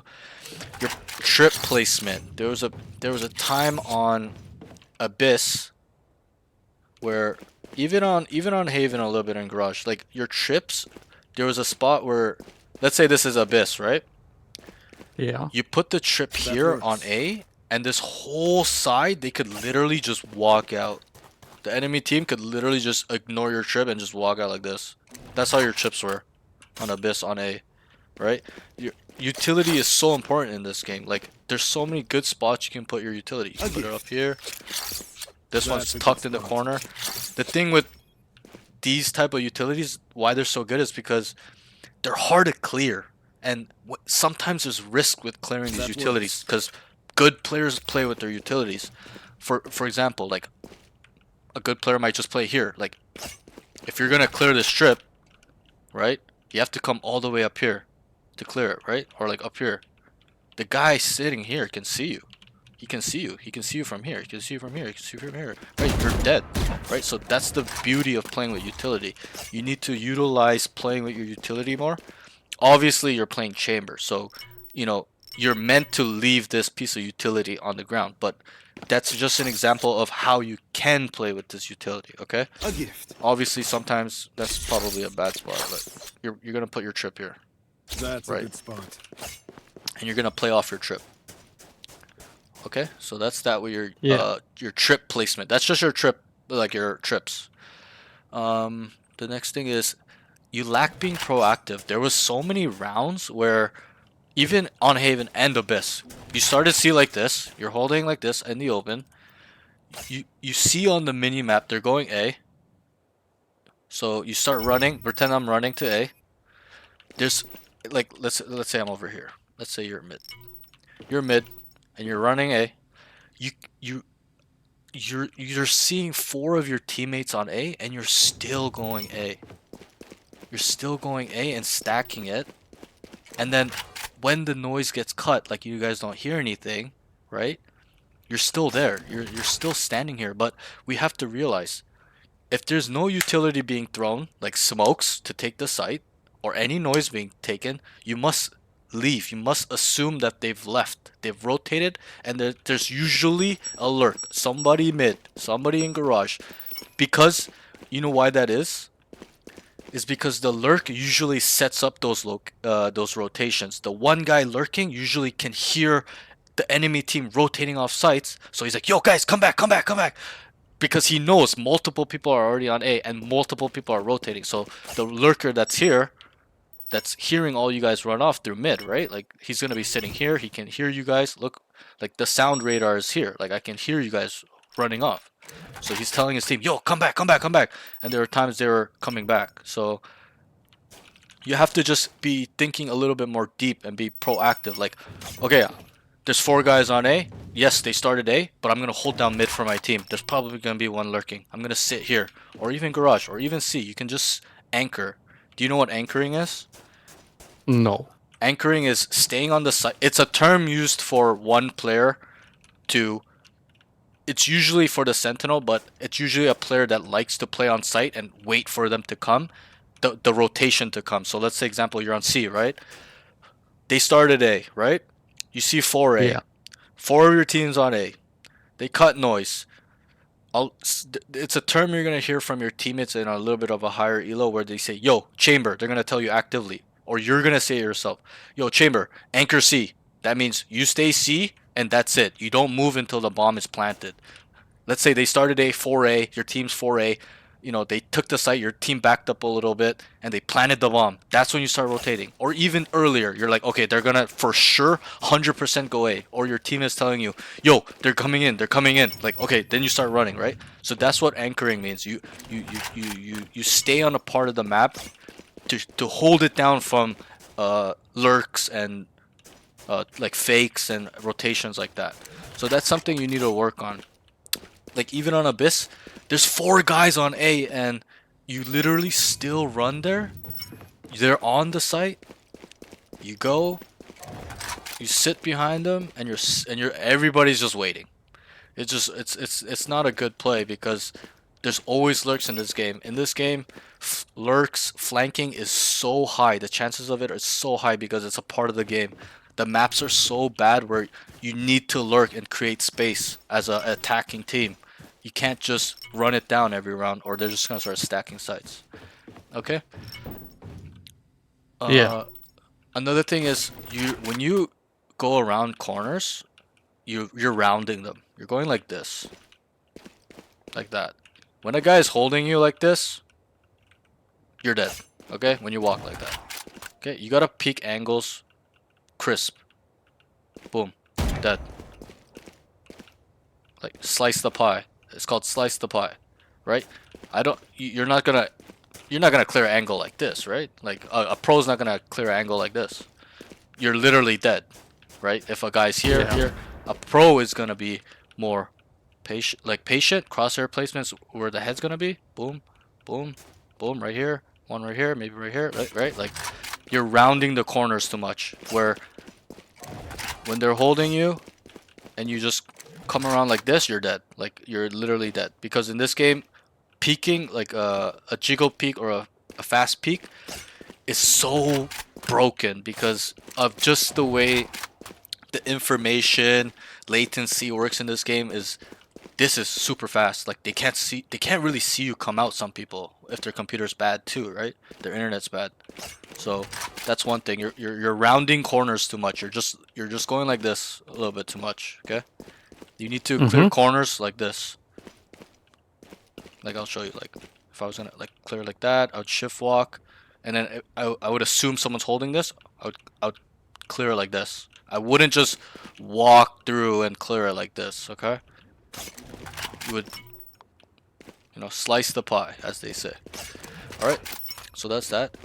Yeah, I also wrote over rotates too hard, no anchoring. We went over that. It's like you're just running to the site where you see them, and then you just stay there and you just give up half the map, which is not good as a sentinel player, especially on chamber, because chamber is an agent where you can literally block, 1/3 of the map, 2/3 of the map sometimes, like contain that area. So that's what you need to kind of focus on more, is playing your role. Yes, I understand, your mechanics and fundamentals aren't there yet, but we'll get it there, and it takes time. But utility usage is one of the most important aspects of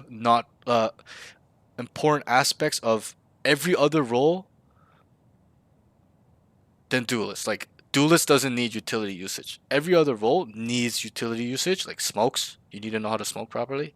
Sentinels need to know how to use their traps, their information kit, right? Like trips, cam, to actively get information. Okay. Another tip with sentinel role is, before I say that, this is how you have to think about it. Don't think about yourself as a chamber player anymore. You're not a chamber player. If you're playing chamber, you're a sentinel player. That's how you have to think about it. You're a sentinel player. What do sentinel players do? They cut parts of the map and they give information. That's the most important part, and that comes with the comms too. Your role is somewhat, even though you don't like to or don't want to, it needs to be. You need to be constantly telling them information, because sentinel players hold so much of the map that equals them having so much information, right? For example, let's say I trip C garage and I'm playing C like you were playing, right? Let's say hypothetically, one guy's playing B. There's 3 on A. Okay? You're holding this. There's nobody here. The guy mid, he's saying nobody's there, right? They're starting to make noise on A. Your team's like, yo, I hear 3 or 4 here, right? You gotta tell them like, yo, I see nobody at all. Or you say, yo, I see one, I see 1, I see 2, I see, or I hear 2, I see 1. Like, you need to actively give back the information so they know what's going on too. Because when they see 3 people, they're gonna assume that they're gonna come on the site. But if you see 2 people and there's 3 people on that site, they know, it's like, oh, this is probably a fake, right? We can start leaning towards C now. Like, if you see these guys late, or for example, your trip goes off. Like, you're holding this, your trip goes off, you're like, oh fuck, there's 1 garage. So you tell them, yo guys, there's 1 garage, be careful, they could go up window. Like, right? You tell the B player, yo, behind, watch your back, right? Let's say they smoked this off too, right? They smoked this, they went up window, they broke your trip. Like, you need to give this information. So that's one thing about your game you should work on, is the communication as you roll. Like, it's your job to tell them what you see. If you don't see anything, you tell them, yo guys, I see nothing, I don't hear anything, it's quiet over here, right? So it's a little bit of the talking. What's next? Yeah. Doesn't buy. Oh wait. No, it's where are we right now? Okay. We skipped this one, but its game sense is a little weak. There was a round where I think it was Abyss, or I guess that kind of comes into the proactiveness part. Like, it's kind of similar, proactive in gameplay, like being proactive in the gameplay. Like, that's kind of what gameplay sorry, not gameplay, game sense is like you actively thinking, predicting what they're gonna do without them actually have already done it. So for example, they start A, I'm on C, they're like, yo, 4A, you're like, okay. You start kind of leaning over, and then they're like, yo, there's nobody here anymore, it's quiet, they're not using util. you already know they're gonna rotate. So I would take space. You either Here. walk down C and you stay in a corner, wait for the rotations, kill them, boom, boom, boom. Or you can just walk down mid, right? Like you gotta be thinking a little bit more deeply about your positioning and what they're gonna like predicting what they're gonna do off the information you're given. Does that make sense? Yeah. I know like game sense can be kind of hard to explain, but it's something that comes with experience. Like you're not gonna get it overnight. You know, you need to play hundreds of matches to kind of get the data to see how players play in your pool, what people like to do, right? And then you kind of play off that in your own mind, right? Like I was teaching a student last night, and I was playing and he was watching me play, and I was commenting to my team what they could possibly do. I'm like, yo, he could be rapping you, and the guy rapped him, and then my student was like, yo, what the fuck, are you cheating? Like how do you know all these things? Like all these like little possibilities that I was calling out. You know, I'm like, yo, I think this guy's here, and then Here. the guy would be there or whatever, right? I'm like calling it out. And he's like, how are you doing this? I'm like, it's just game sense. Like I've played so much where I know people's tendency. I know how people's pathing is. I know how they move. I know that if they're cutting noise, they're not using utility or they're using one smoke, it's a fake. I just know it. Because why? I've experienced it so much. I've seen it so much, right? So that's game sense, and obviously it will come with time. Next is you need to take time on taking shots from behind. A lot of the times you're behind them, which is great. Where you timing them, it's great. But you just start spamming them on their body. What you need to do is take your time, and let's say that's the head. You're behind them, there's no rush, and you just one tap them.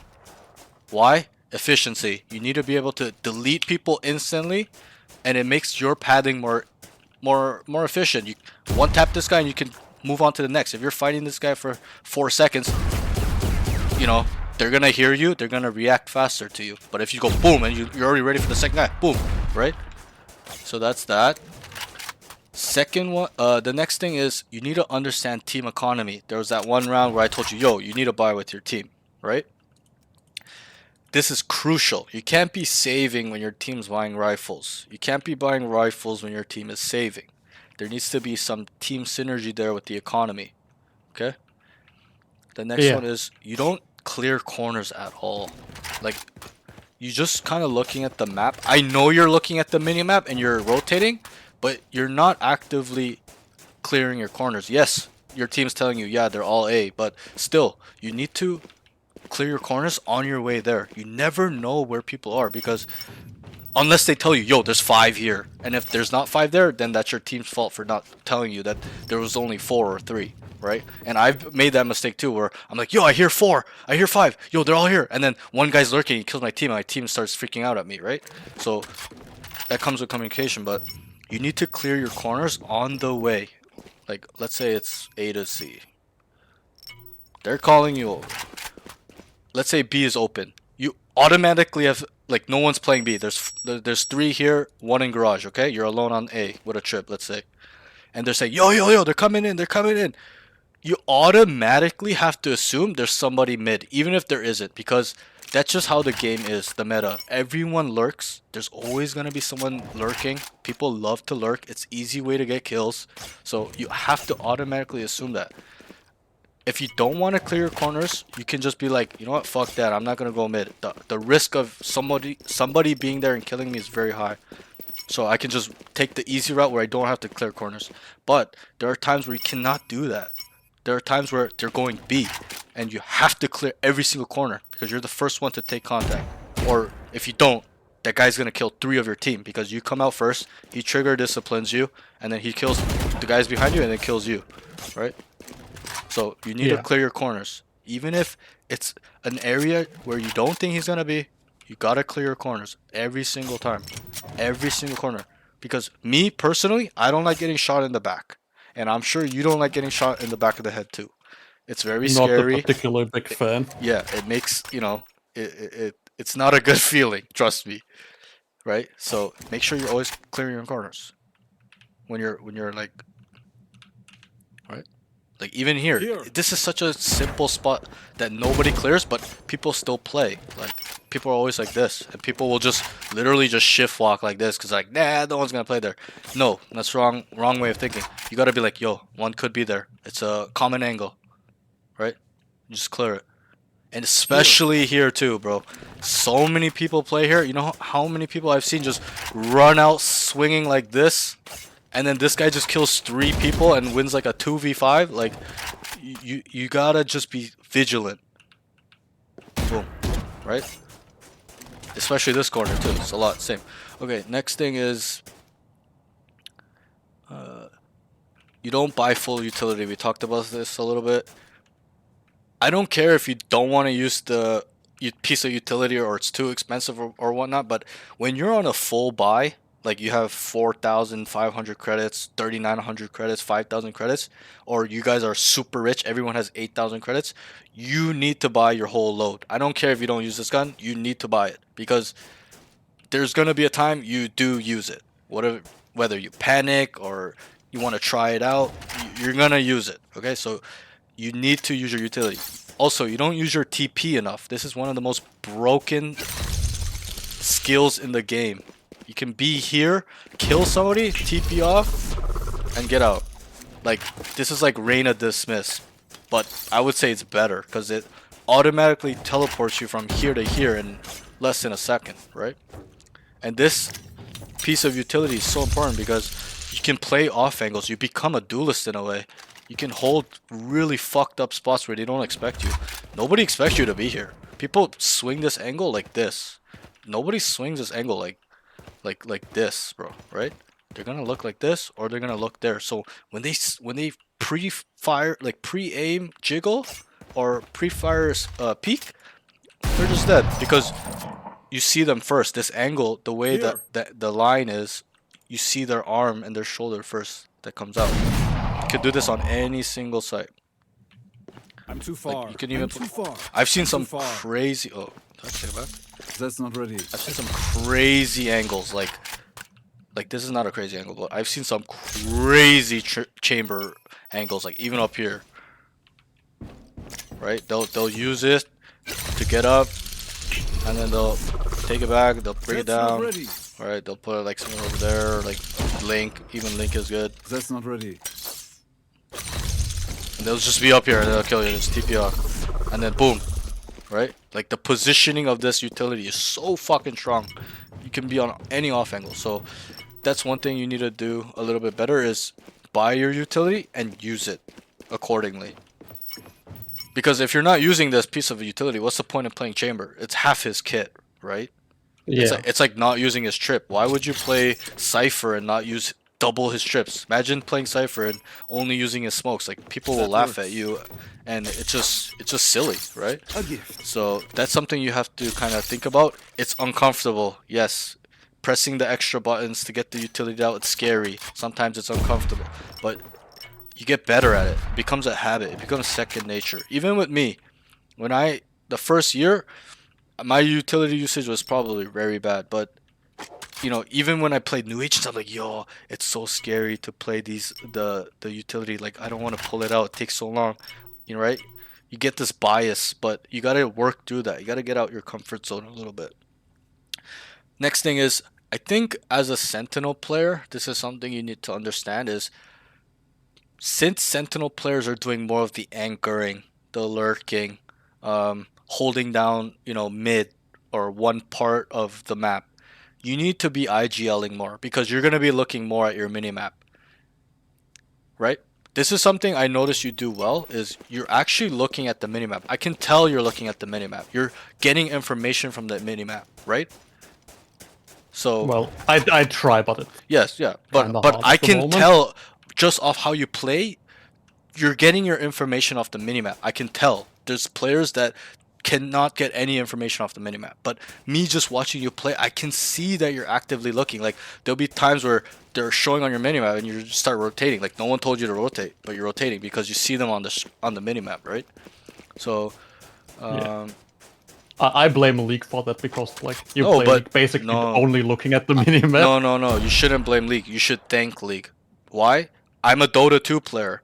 I'm doing the same thing. It's the same game, right? League and Dota. It's a mobile game where there's a minimap. You're constantly looking at the minimap to see enemy positions, their icons, where they are in the lane, which lanes there are, how many are in the lane, right? I'm a mobile player too, so I understand that. But it's the same concept here. I use the minimap. Okay, there's 3 on A. Okay, there's 1 mid, like, right? Like, we gotta do that a little bit better. Yeah, so yeah, what coming with that is you gotta just IGL a little bit better. Like, let's say you're playing C like you were, you gotta just be like, yo guys, you know, even if it may be wrong, you gotta get used to it because that's how you improve. That's how you see the scenarios. That's how you kind of learn, right? Cause I'm in IGL as well. When I play my games, I'm always talking.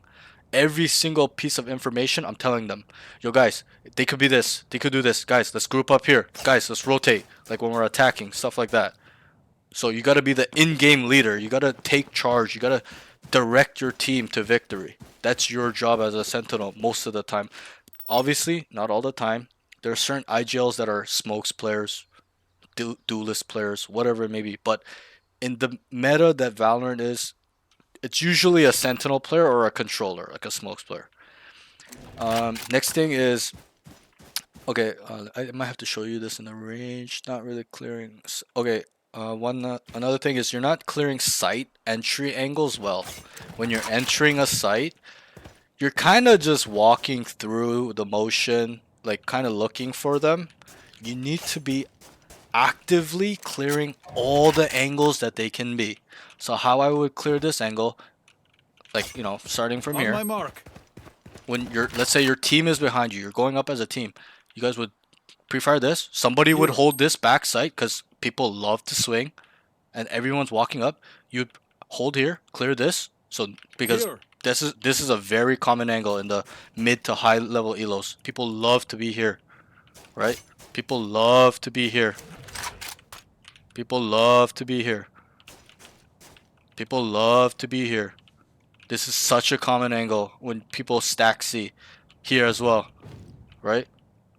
So you need to be actively clearing these angles, right? Like as a team and by yourself, right? Like people Here. love to play here.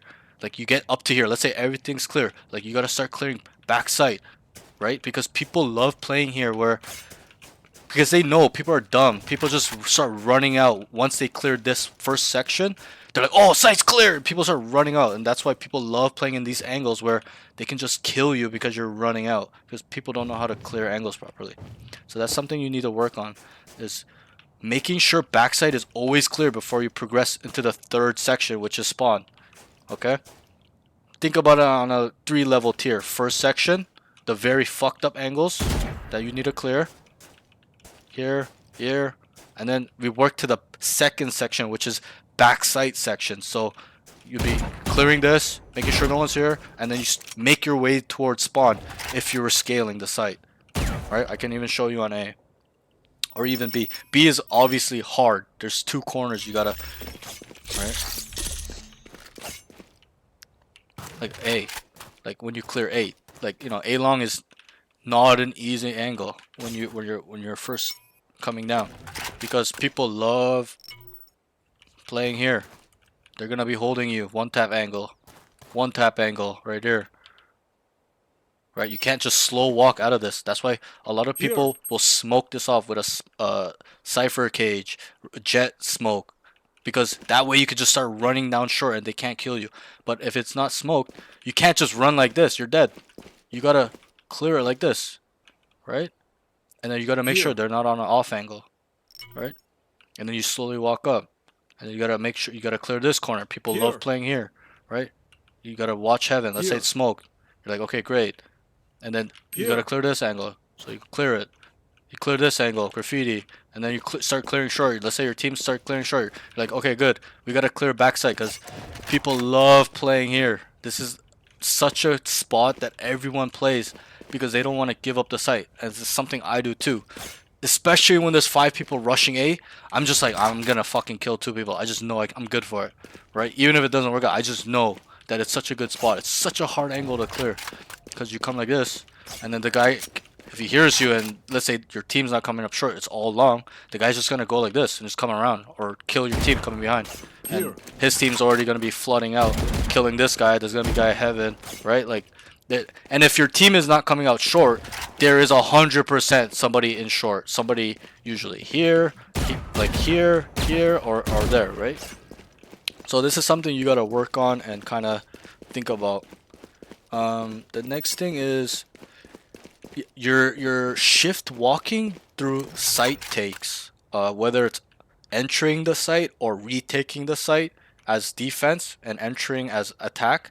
You're literally just going like this. Not all the time, but a majority of the time you're shift walking.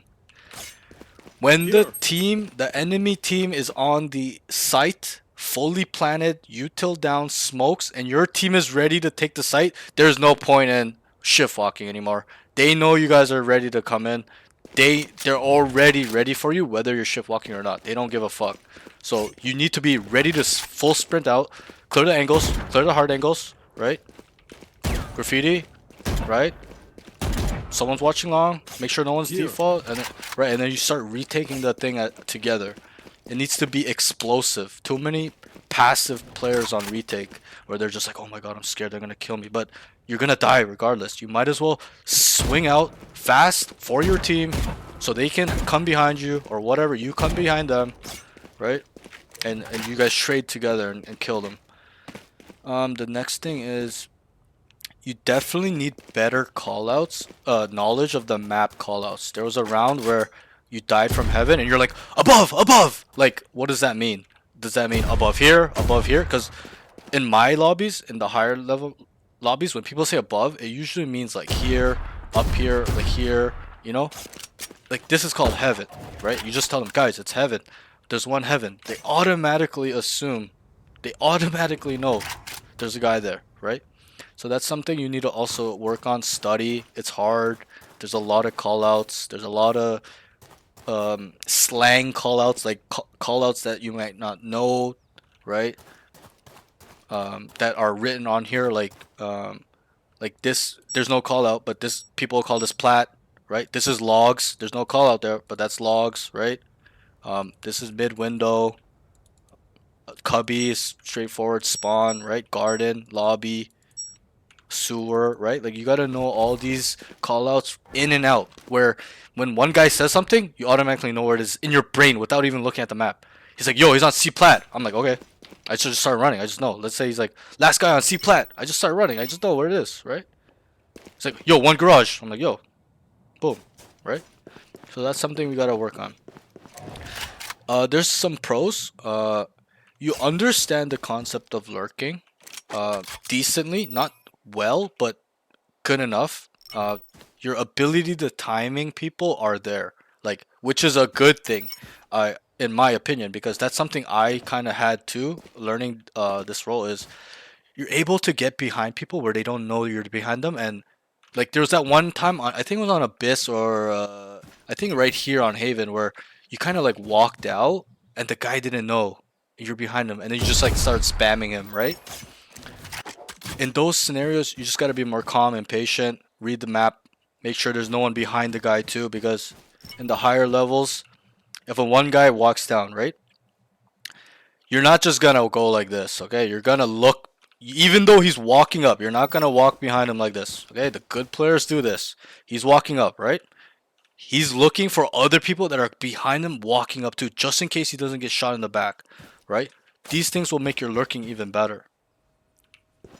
And yeah, also, I guess what I'm always scared of in situations like this is, like, if I don't pull the trigger, what if there's someone exactly, else, or what if he suddenly turns around? exactly, And but when you add this little piece of your game, it will improve drastically how you actually play, because this guy walks down, you don't need to just fucking spam him. He's walking down, you're like, okay, you just kind of, you wait, you be patient. He's walking up, he doesn't know you're behind him, because the chances of him going like this and just killing you is very low. If he does it, he's probably cheating or like somebody saw you, like he saw you walk out, like this guy Here. saw you walking like this from this angle, like he saw you Here. right here. Let's say he saw you like your back. He's like, yo, he's behind you. Like those are like the only ways you're gonna get shot from behind, and that's why I keep telling you, when he's walking up, you make sure no one's behind him as well, because there's always stragglers, people coming late, and you kill them, right? You play with your team very well. Like they're taking C and A and B, and you have good positioning when you're attacking. Like you're behind them, but you have to incorporate that entry angle clearing with them, right? You can't just be with them and just walk through sight and do nothing. You gotta add value to your team, right? Your team's taking the site. You gotta at least have their back. Make sure no one's gonna kill them, or if somebody's gonna kill them, you trade them. You kill them back, right? Your team's coming down here, let's say, and this guy just swings and kills him. Like you have to kill him. It's mandatory. If you do not kill him, it's like, your team's gonna get mad at you, right? Yeah, I feel like your directional audio is pretty good. Like you kind of can hear the sound, know where it is. You know what I mean? Um, I wrote this down too, but your timing ability is good. I think that's one of your strengths. Like you kind of, I don't know if it's luck as of right now because you're a little bit lacking in I think it basics. may be luck. It could be, but you kind of work off that, right? Like you kind of push the limits of how you can lurk and push out and not be scared, right? Um, there are some times you're pretty disciplined. There was one time mid, you saw him, you fought him, you couldn't kill him, you backed up, and you didn't re-peek this window, which I really like, because most people, including me, if this guy was here and I fought him and I couldn't kill him on the first couple bullets, like I swung him, I couldn't kill him, I would literally come back and swing him so fast again, try to fight him again, which is not always the best thing, but it's just an ego thing sometimes. But Yeah, I think that was more like the hot plate problem where I did that before and it was the same guy and I just got mowed down by Yeah. the Odin, and it But- was the same situation. So I thought like, okay, maybe I Yeah. don't do that. But your subconsciously, your mind already knows you're at a disadvantage when you repeat it, whether you know it consciously or not. Like your mind is already telling you, "Yo, I shouldn't do it," right? Because if your mind was telling you do it, you would have done it. But your mind has some fear there, where you're like, "Yo, if I peek this, I'm gonna die. Like I know I'm gonna die." Right? And it's true because your brain kind of knows certain things that you're not actively thinking about. You know that he has an advantage. Your brain knows he has an advantage here. He's holding you, right? He saw you, right? So that's something you can kind of improve on. It's already good, but you can make it even better, where you're minimizing risk and maximizing your profits, or your whatever it may be, your kills, right? Your efficiency. Yeah, and the last pro is you're aware of the map. I've already said this. Like you're good at looking at the minimap, obviously because you played a lot of League, which is a plus. I'm telling you, you should be thinking League. In this game, people don't look at the minimap enough.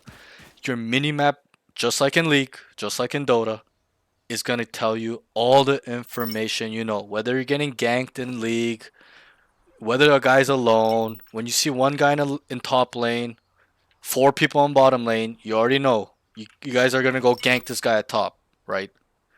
Yeah. Right? Or for example, there's three mid and one on each lane. Like you're not gonna push down mid as five. You're gonna push down top or mid, right? Or for example, there's five top. You're not gonna run into them five people and take a bad fight.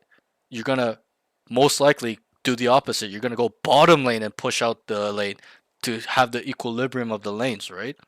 And that's something that the minimap, you can, those skills from League you can use in Valorant. They cross over. That's something people don't understand. Like, and that's something I kind of had a great pride over. I came from Dota too. I was a semi-pro gamer in Dota as well. I was in the 1%. I was top 500 NA. So like when I started playing Valorant, I'm like, yo, this is just like Dota. There's 3 lanes or 2 lanes, and I can see their icons. I know where they are. I know the information they're giving me. Okay, so those are some things you can work on. I can copy and paste this list if you want it. You don't have to, but it's just because there's so much with you. Because we analyzed 2 games. Every other student didn't have this much analyzing, so there were less cons, right? but I really try to be like picky about what I saw with you. But yeah, that's pretty much everything about pros and cons. Any questions? No, I don't think so. Okay. I mean, if you could send it, that's great. That's like better to look back at. Yeah. I mean, definitely you should. In my opinion, I would do that because I'm a type of person where when I want to improve, I do it like full force. Like I'm like, okay, I need to try to get every edge I can, right? So I would want to know what I'm lacking in, what I'm good at, and just kind of work on those things. Right now, I'll sub it down. Your pros, you're really good at. You're pretty decent at lurking. It can it can need work. You play well with your team, but you need to add that angle clearing with your team, like helping them clear angles, adding value to retakes or entries. Your directional audio is very good. You can obviously work on it more where the slightest bit of sound, and good players do this, where like a slight step, they hear it like, oh fuck, he's grass. And they're right because they've trained their brain. They've been playing this game so long where any little noise, they're just automatically behind him. Like the guys behind him, like they just kill him. Like I've seen that so much in my lobbies because people are just so good with the sound now. They've trained themselves. Even with me, there are times where I'm like holding an angle and like I hear the guy walking down mid. Like he made one step, like one tiny step, like not even like run it down. And I'm like, yo, he's mid. And then my team kills him and they're like, yeah, you're right, he was mid. I'm like, yeah. And they're like, yo, great ears. I'm like, yeah, I just heard him. Like, right? So there's that, and yeah, you're very good with the minimap, and you're disciplined with repeats. Cons, I think the main things are don't round the corners. You need to clear corners better. Clear all the corners. Be proactive. And also on defense, you need to just kind of use your brain a little bit. You know, think a little bit more deeply. Just because there's 4A doesn't mean they're gonna end up A, especially in the higher levels. In the lower levels, maybe. But from looking at your game, even the lower level guys, they weren't doing that, where they would start A and it's A for sure. They're rotating, there's a lurk mid, right? So those things you have to think about, and that will help your game sense. You stay C, you trip C, That's a good spot. and in this game, people don't stack where the sentinel is. So wherever you're playing, they're not going to stack because your value is so great in locking down a site that you don't need really 4 people behind you. It's just counterintuitive, right? Your role is to lock down things by yourself. That's what a sentinel does, right? So when you're like this, let's say there's 3A, 1B, you're on C by yourself, right? See them on A, and they just cut noise. Your team's like, yo, they cut noise. There's no utility. Instead of just brain dead running at A, just be proactive. Think, okay, yo, they could, and learn the timings. Okay, they were there 5 seconds ago. They're probably right here. They're like just guesstimate in your brain. Yo, there's probably gonna be one mid right here. And a lot of the times, that is the case in my games where I'm playing Sentinel and I'm looking at the minimap. They start A and it looks like a fake. I'm like, okay, they're probably already rotated. I just start running and I just get a better positioning. I'll like come down here. I'll be down here where they don't expect it at all because my team has told me, yo guys, there's 4 here. There's 5 here, all of them. And I'm like, okay, I use that information to my advantage. Okay, I just start running because if I run, there's nobody here. I already know there's 4 or 5 there. So I just reposition myself where they just start running out and I kill 2 or 3 of them because people are bad in this game. They don't really, when they rotate, they don't, the general population don't like to clear their corners when they rotate. They expect that nobody's there. But that's not how the high levels are played. Even if you look at pro play, you'll see that one lurker from the defense side or the offense side, the attack side, he's repositioning where when the rotates come, he's killing them or doing a significant amount of damage, killing 2 people, right? That's a big chunk of their team, right? And then it's a 4v3, 2v1, right? Instead of an even matchup like 3v3. So those are some things you have to actively think about. It's not gonna be, you know, that easy. You have to literally make an effort to be like, okay, they're all there. I'm gonna walk down here. I'm gonna be ready for them. I'm gonna just wait here. Or like even if let's say they go C and you were short, like, or you're long. You started long, because this is how most people play A. On A long, they start here. Nobody's here. Your team calls you C, and then let's say you kind of made you shift down. You shift walk down short, just in case there's a lurker. You clear it, like there's nobody there, and then your team's like, yo, they cut noise. Like you would either shift walk, reposition if you think they're close enough, like grass or window. But if they're like, yo, they were all there, they're rotating now, you just start running. You start running and like reposition yourself here, right? Like even here, like a lot of spots, even spawn. A lot of people like to go spawn. They wait here, and they wait for the sound cues. They hear them running and they just start killing two people. Right, so that's something you can improve on, and I think once you improve that, I think you will be a much better player, because you have certain fundamentals and mechanics that are hard to achieve, like minimap looking, right, lurking. So yeah, that will just heighten your ability to kill more people. All right, any questions? No, Okay. I think it's all been pretty clear. Great. So I'm just gonna show you the warm-up routine that I want you. This is gonna be a little bit of a homework. You're gonna do this. I would recommend doing it daily, even if you don't play. That way you maintain your aim consistency. But if you don't want to do that, then you just do this every time you get on for a session of gaming. My Okay? ultimate's ready. You don't go straight in a game anymore. You're gonna have to do this to improve. Because if you don't do this, you're not gonna improve. Valorant is a game where you get what you put in. If you don't do any work, you're not gonna get much done. Okay? So just get a notepad or get your notes open on your computer. Tell me when you're ready to write things down. Yeah, I'm ready. Alright. I'm just gonna have a sip of water, so I'm just yapping so much. First things first. Whether you're are you a Vandal player? Or Phantom player? Yeah, Or both? Vandal, because Vandal, okay. I was told like Phantom is just like worse in most situations. Yeah, so I'm a Phantom player. In my opinion, Phantom is much better. Why? The fire rate. It shoots bullets out faster. Like the way it comes out, it's faster, right? Than a Vandal. Vandal is slower. It takes more time for you to get the bullet out. A Phantom is almost instant. Look how fast it is. Pew. A Vandal's like, Yeah, but do.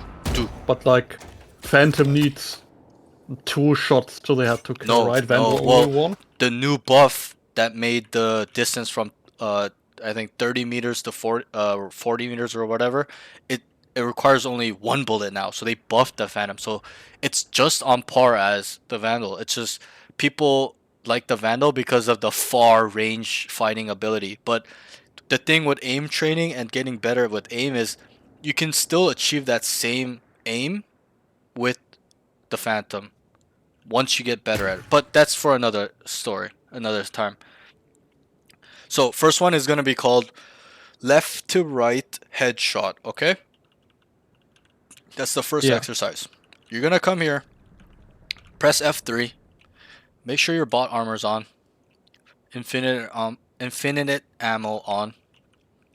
You press practice, you see this ledge, right here, you jump right here. Now, what I want you to do is go slowly. The goal is not to miss. It's okay to miss, but the goal is not to miss your shots. Do you know the term practice how you play? Yeah. Right? Like a basketball NBA player, he's gonna make 1,000 free throws, right? In practice, in the gym. Yeah. So he cannot miss in the game. Obviously he's gonna miss, but it's to counteract the higher chances of missing. It's to reduce the chance of missing, right? Practice how you play. Take it seriously. Don't just laser-dactyly or just like I don't care because I'm gonna be super focused in game, but here I don't give a fuck. No, that's completely wrong. You gotta think about it like I'm gonna treat these guys like they're in my game. Okay, that's how you get better. You bring practice into real-time scenarios. So you're gonna go from head to head. No over flicking, no under flicking. So when I go to this guy, I don't want you coming here. I don't want you coming here. I want you, boom, On his head. Next guy. Head. Head. Head. Head. Head. And obviously in the beginning it's gonna be hard. Just do it slowly. The key is to do it slowly. Get your precision up. Okay? I'll do it slowly for you. And we're gonna go left to right. Wait, sorry, I gotta kind of sit up. We go back.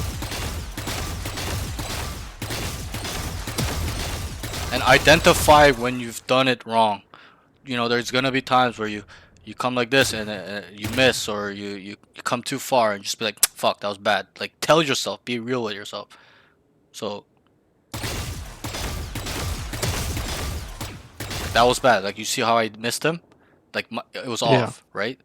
Like, I have to identify that. Okay, that was bad. I gotta like put a little bit more pressure. Like there too, you saw where I kind of overflicked and came back to him. Like I already know, like my positioning on how I'm holding the mouse or how my arm is, it's bad. Like I have to adjust and kind of find that sweet spot where, right? And if I go faster, it's like,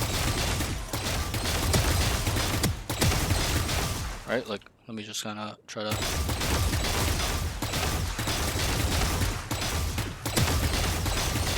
Right, like, make sure you're hitting the head, and this is called smoothness in aim, where you're making a straight line. It has to be pretty much a straight line. It's like connect the dots.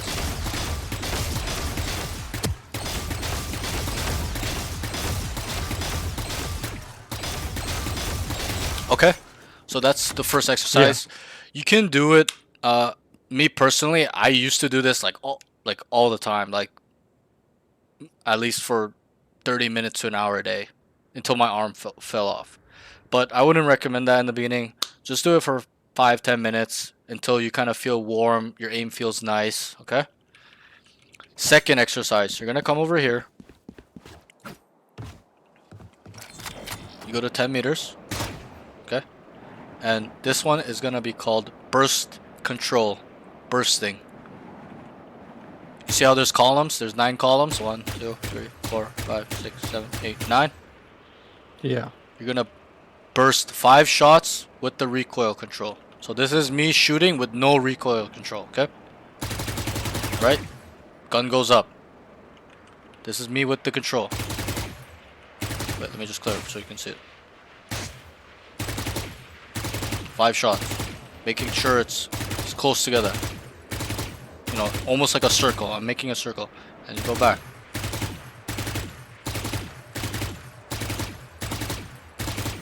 And make sure it's in a straight line. You can't just be all over the place. Because in this game, I explained to my other student too, there isn't much vertical movement in this game. It's a lot of horizontal shooting. Like when you kill multi-frags, you're not gonna be like killing this guy, then killing this guy, then killing this guy. It's usually like boom, boom, boom, boom, boom. Like going this way. So keep it 5, keep it 5, 5, 5, 5, 5, 5, 5. Like even me, it's not perfect.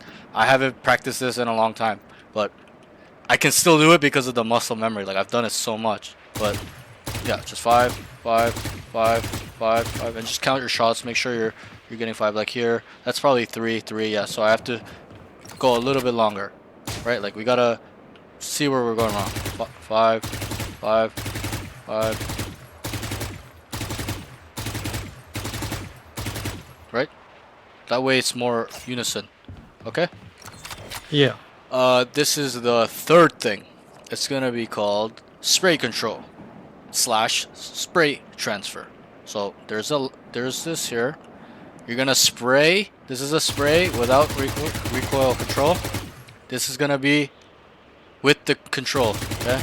So I'm gonna be sorry, my arm is like it's kind of off today. Here, and we're gonna make a straight line. We're just gonna draw a straight line. This will help you know where your crosshair has to be when you're spraying to get to the spot you want it to, and will help with transferring your spray. There's times where you're spraying a guy down and a guy just peeks you from the side here, and you're like this. You gotta flick him, right, like this. So this will help with that. But you keep it in a line. I don't know, do it for 5-10 minutes, however you feel like. But I wouldn't do it less than 5 minutes. You need to do it at least 5 minutes, okay? That's number 3. Yeah. Alright, number 4 is going to be a movement-based exercise. I need you to, when you get in your game later, you go to video, okay? Stats. Scroll Oh, all the way. I already have Yep, that on. you have shooting arrow on? Yeah. Okay, perfect. Then I don't need to explain that to you. All my other students didn't have it on. Okay. So then you kind of... I watched a bit of content like a couple of years back, and they also told me I should turn it on when practicing. Yeah, do you know what the numbers and the colors represent? I just know that orange is I'm perfectly accurate, and blue is I'm still in movement when I started shooting. Okay. I can explain it a little bit better, I think. So the blue color will show your movement error. What kind of error you're having with your movement. And your yellow shows your shooting error. So the inaccuracy with your shooting, not your moving, right? The blue will be... You see how it's blue? Yeah. So that means right there, that graph means that the inaccuracy is mostly coming from my movement, not from the gun. But if the yellow is higher than the blue, we'll get into that like another time, but it's pretty complicated. But yeah, so let's say I'm running and spraying, right? See how the yellow and the blue is high? That means my shooting error and it's pretty much based from the movement. Like I'm moving, like the spray is not accurate. That's what's showing, right? You want to be as close to 0.2 as possible. So this exercise helps with that. So you're gonna come here, come to this part. This is called dead zoning. You can find videos on YouTube about it. So you shoot here, come to this one, shoot, stop and shoot, stop, shoot, stop, shoot. But you want to make sure you're looking at your shooting error that is 0.2 or close to. There's no blue when you're shooting. If you're doing this like that, you see how it's blue? Yeah. And the Like bullet that? flew off into space. Yeah. But just off the error, I can tell that it's just not accurate. I don't even need to look at the shot. Like maybe I can dead zone with just looking at the graph. Like I'm just looking at the graph right now. I'm not like, if you look at my stream, I'm literally just looking at the graph and I can do it. But if I'm moving, I can already tell. So when I look at the graph, so 5 each side, come here, dead zone, stop, shoot. In the beginning, it's gonna be very hard. Stop, shoot, stop, shoot, stop, shoot, and keep it somewhat same distance. Like right there, it's 0.27. So it's accurate, but it's still inaccurate. You want to be 0.2, and 0.2 means that it's 100% accurate. You're gonna hit whatever you're shooting at. Okay. So again, we do 5. Let's say I just did 5, and then we cut it in half. So we go. It's a shorter distance. 5. But making sure our movement's good. I'm kind of just rushing through it to show you. And then you cut it in half again. You see how it's like 0.2, 0.28? Like it's pretty accurate, right? Yeah. So that just means I'm dead zoning properly. Because this will come into play where you're out in the open, standing up, someone just unexpectedly comes out and you just kind of strafe and he misses you and you just automatically kill him. That's what this is kind of for in those type of scenarios and those type of angles. Okay, so remember, it's 5 each side from here to here. Show you one more time. And then you cut it in half. And then you cut it in half again. And the last one is you kind of want to keep it in the same spot, but keep the, like, my keyboard's going up a bit. Like, keep it in the middle. Okay, you see how it's 0.22? 0.2? Yeah. So you kind of work on your dead zoning. This will be more for like your far targets because they're going to be smaller, right? You're not going to be like swinging this guy like this back and forth. You're going to be more like...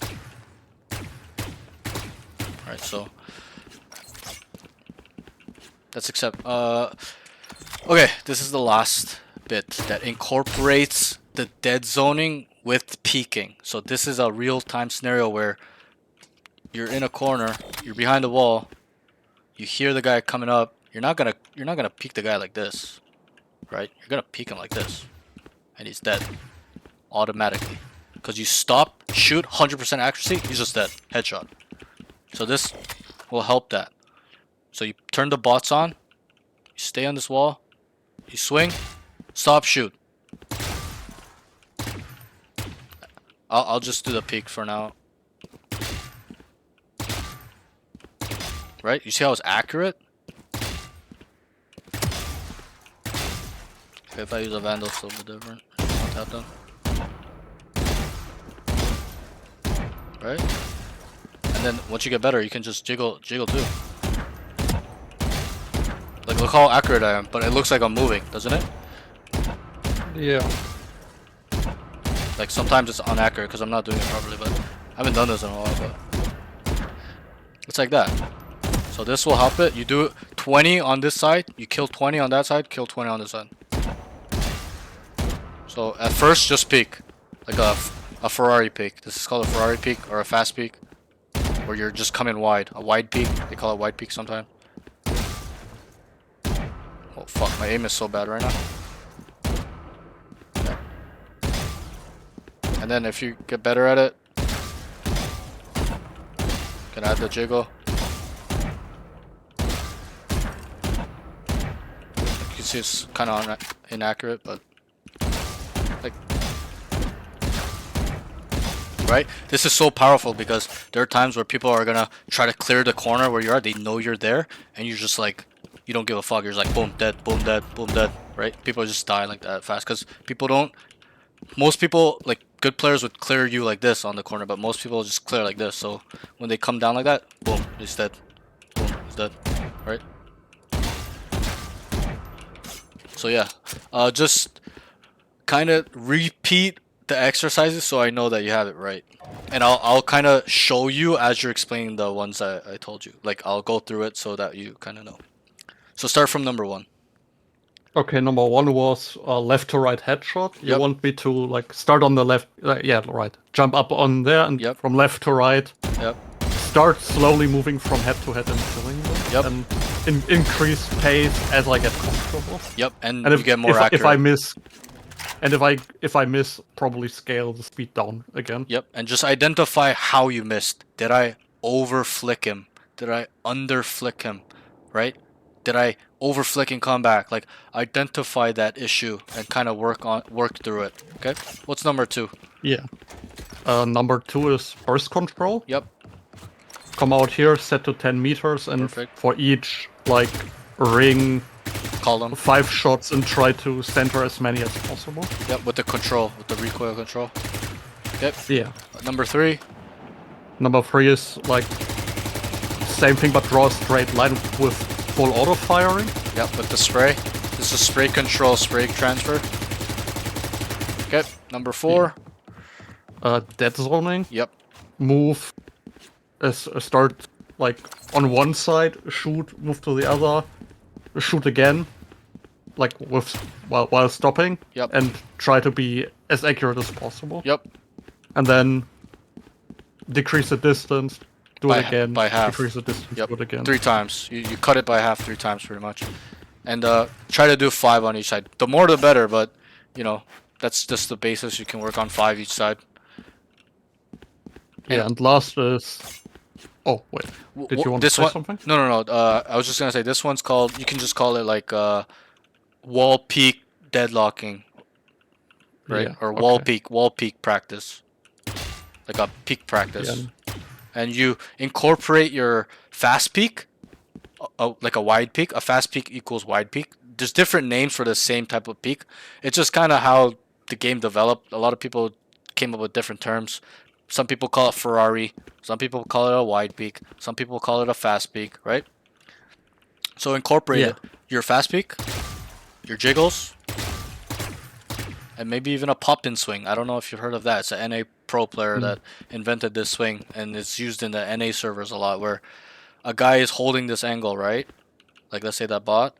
He's not gonna wide peak because players are so good that they automatically have their crosshair for the wide peak now, that he invented a pop-in swing where it comes even wider and people have to adjust and they can't, and then this guy just kills him. Goes like this and he deadlocks and he's dead. Right? So yeah, so just incorporate all of that, and yeah, that's your homework. Do it before every sessions if you can, and yeah, that's the session, bro. Yeah, thanks. Any That was questions? great info. No, I think you were pretty clear. Okay. And also, don't forget, you can just schedule more coaching sessions with me. Obviously, it's not going to be like this one. It's going to be way more advanced because we've gone through certain basics. I'm hoping you're actively trying to improve those basics and fundamentals and mechanics where I can start Yeah. teaching you the game sense part. The part where Yeah. the thinking part, the brain part, they say, as they say, right?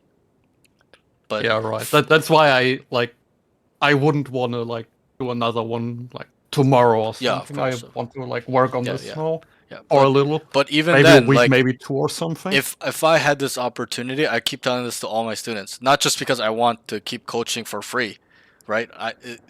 It doesn't make sense for somebody to coach for free forever, right? But it's why I say that is that you should just abuse me. Like I will literally be your coach, like a personal trainer with you, literally helping you the whole way, like game sense, right? Aim mechanic. So use it while you can.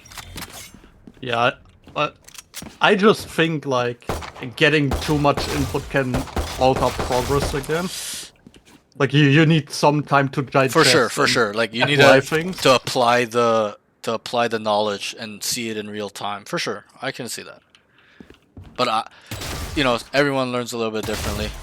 I just try to give them the option to, hey, I'm here for you. Like, just abuse me. Like, you want to get good? I can get you good, right? So Yeah, I'm definitely gonna come again, but probably not tomorrow or the day yeah, after. of course. Whenever you feel like you wanna improve more and learn more stuff, you know, we yapped so much, right, about all these basic fundamentals and mechanics, but there's so much more to Valorant. That's the crazy thing. These are just the basics we went through. Like, not even all the basics. There's so much shit in Valorant that is in play. It's such a complex game. So, but anyways, bro, that's the session. Thank you. I know it was long, but I try to not be like other coaches and just give you 1 hour and just fuck off. I want to be there for you like a personal trainer and kind of help you grow.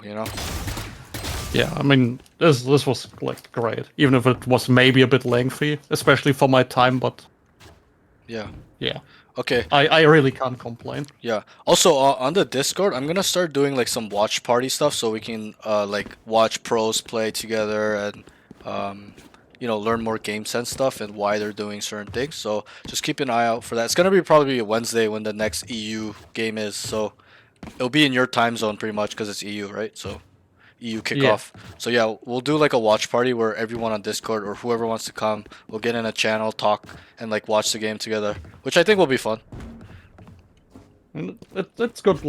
Probably good takeaways from watching higher level strategies if Yeah. you're at that level or at No, a level where you're not. in my opinion, I think anyone can use that information to improve. Like, just because you're a bronze doesn't mean you can't watch pros play and kind of know what they're doing, right? Like, you should be thinking like, okay, I can know what they're doing and it will make me better, right? So, yeah. So I'm gonna do a game sense kind of session for the whole Discord on Wednesday. So keep an eye out for that, okay? Yeah. All right, bro. You take care of All yourself. right. We'll keep in touch. Yeah. And Thank you. Thank you. no See you. problem. Good luck on your games.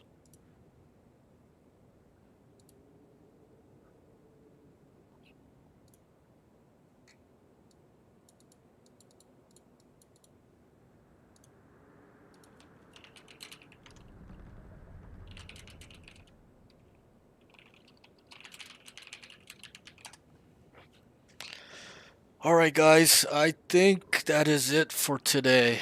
We did 2 really long sessions because there are 2, somewhat new players.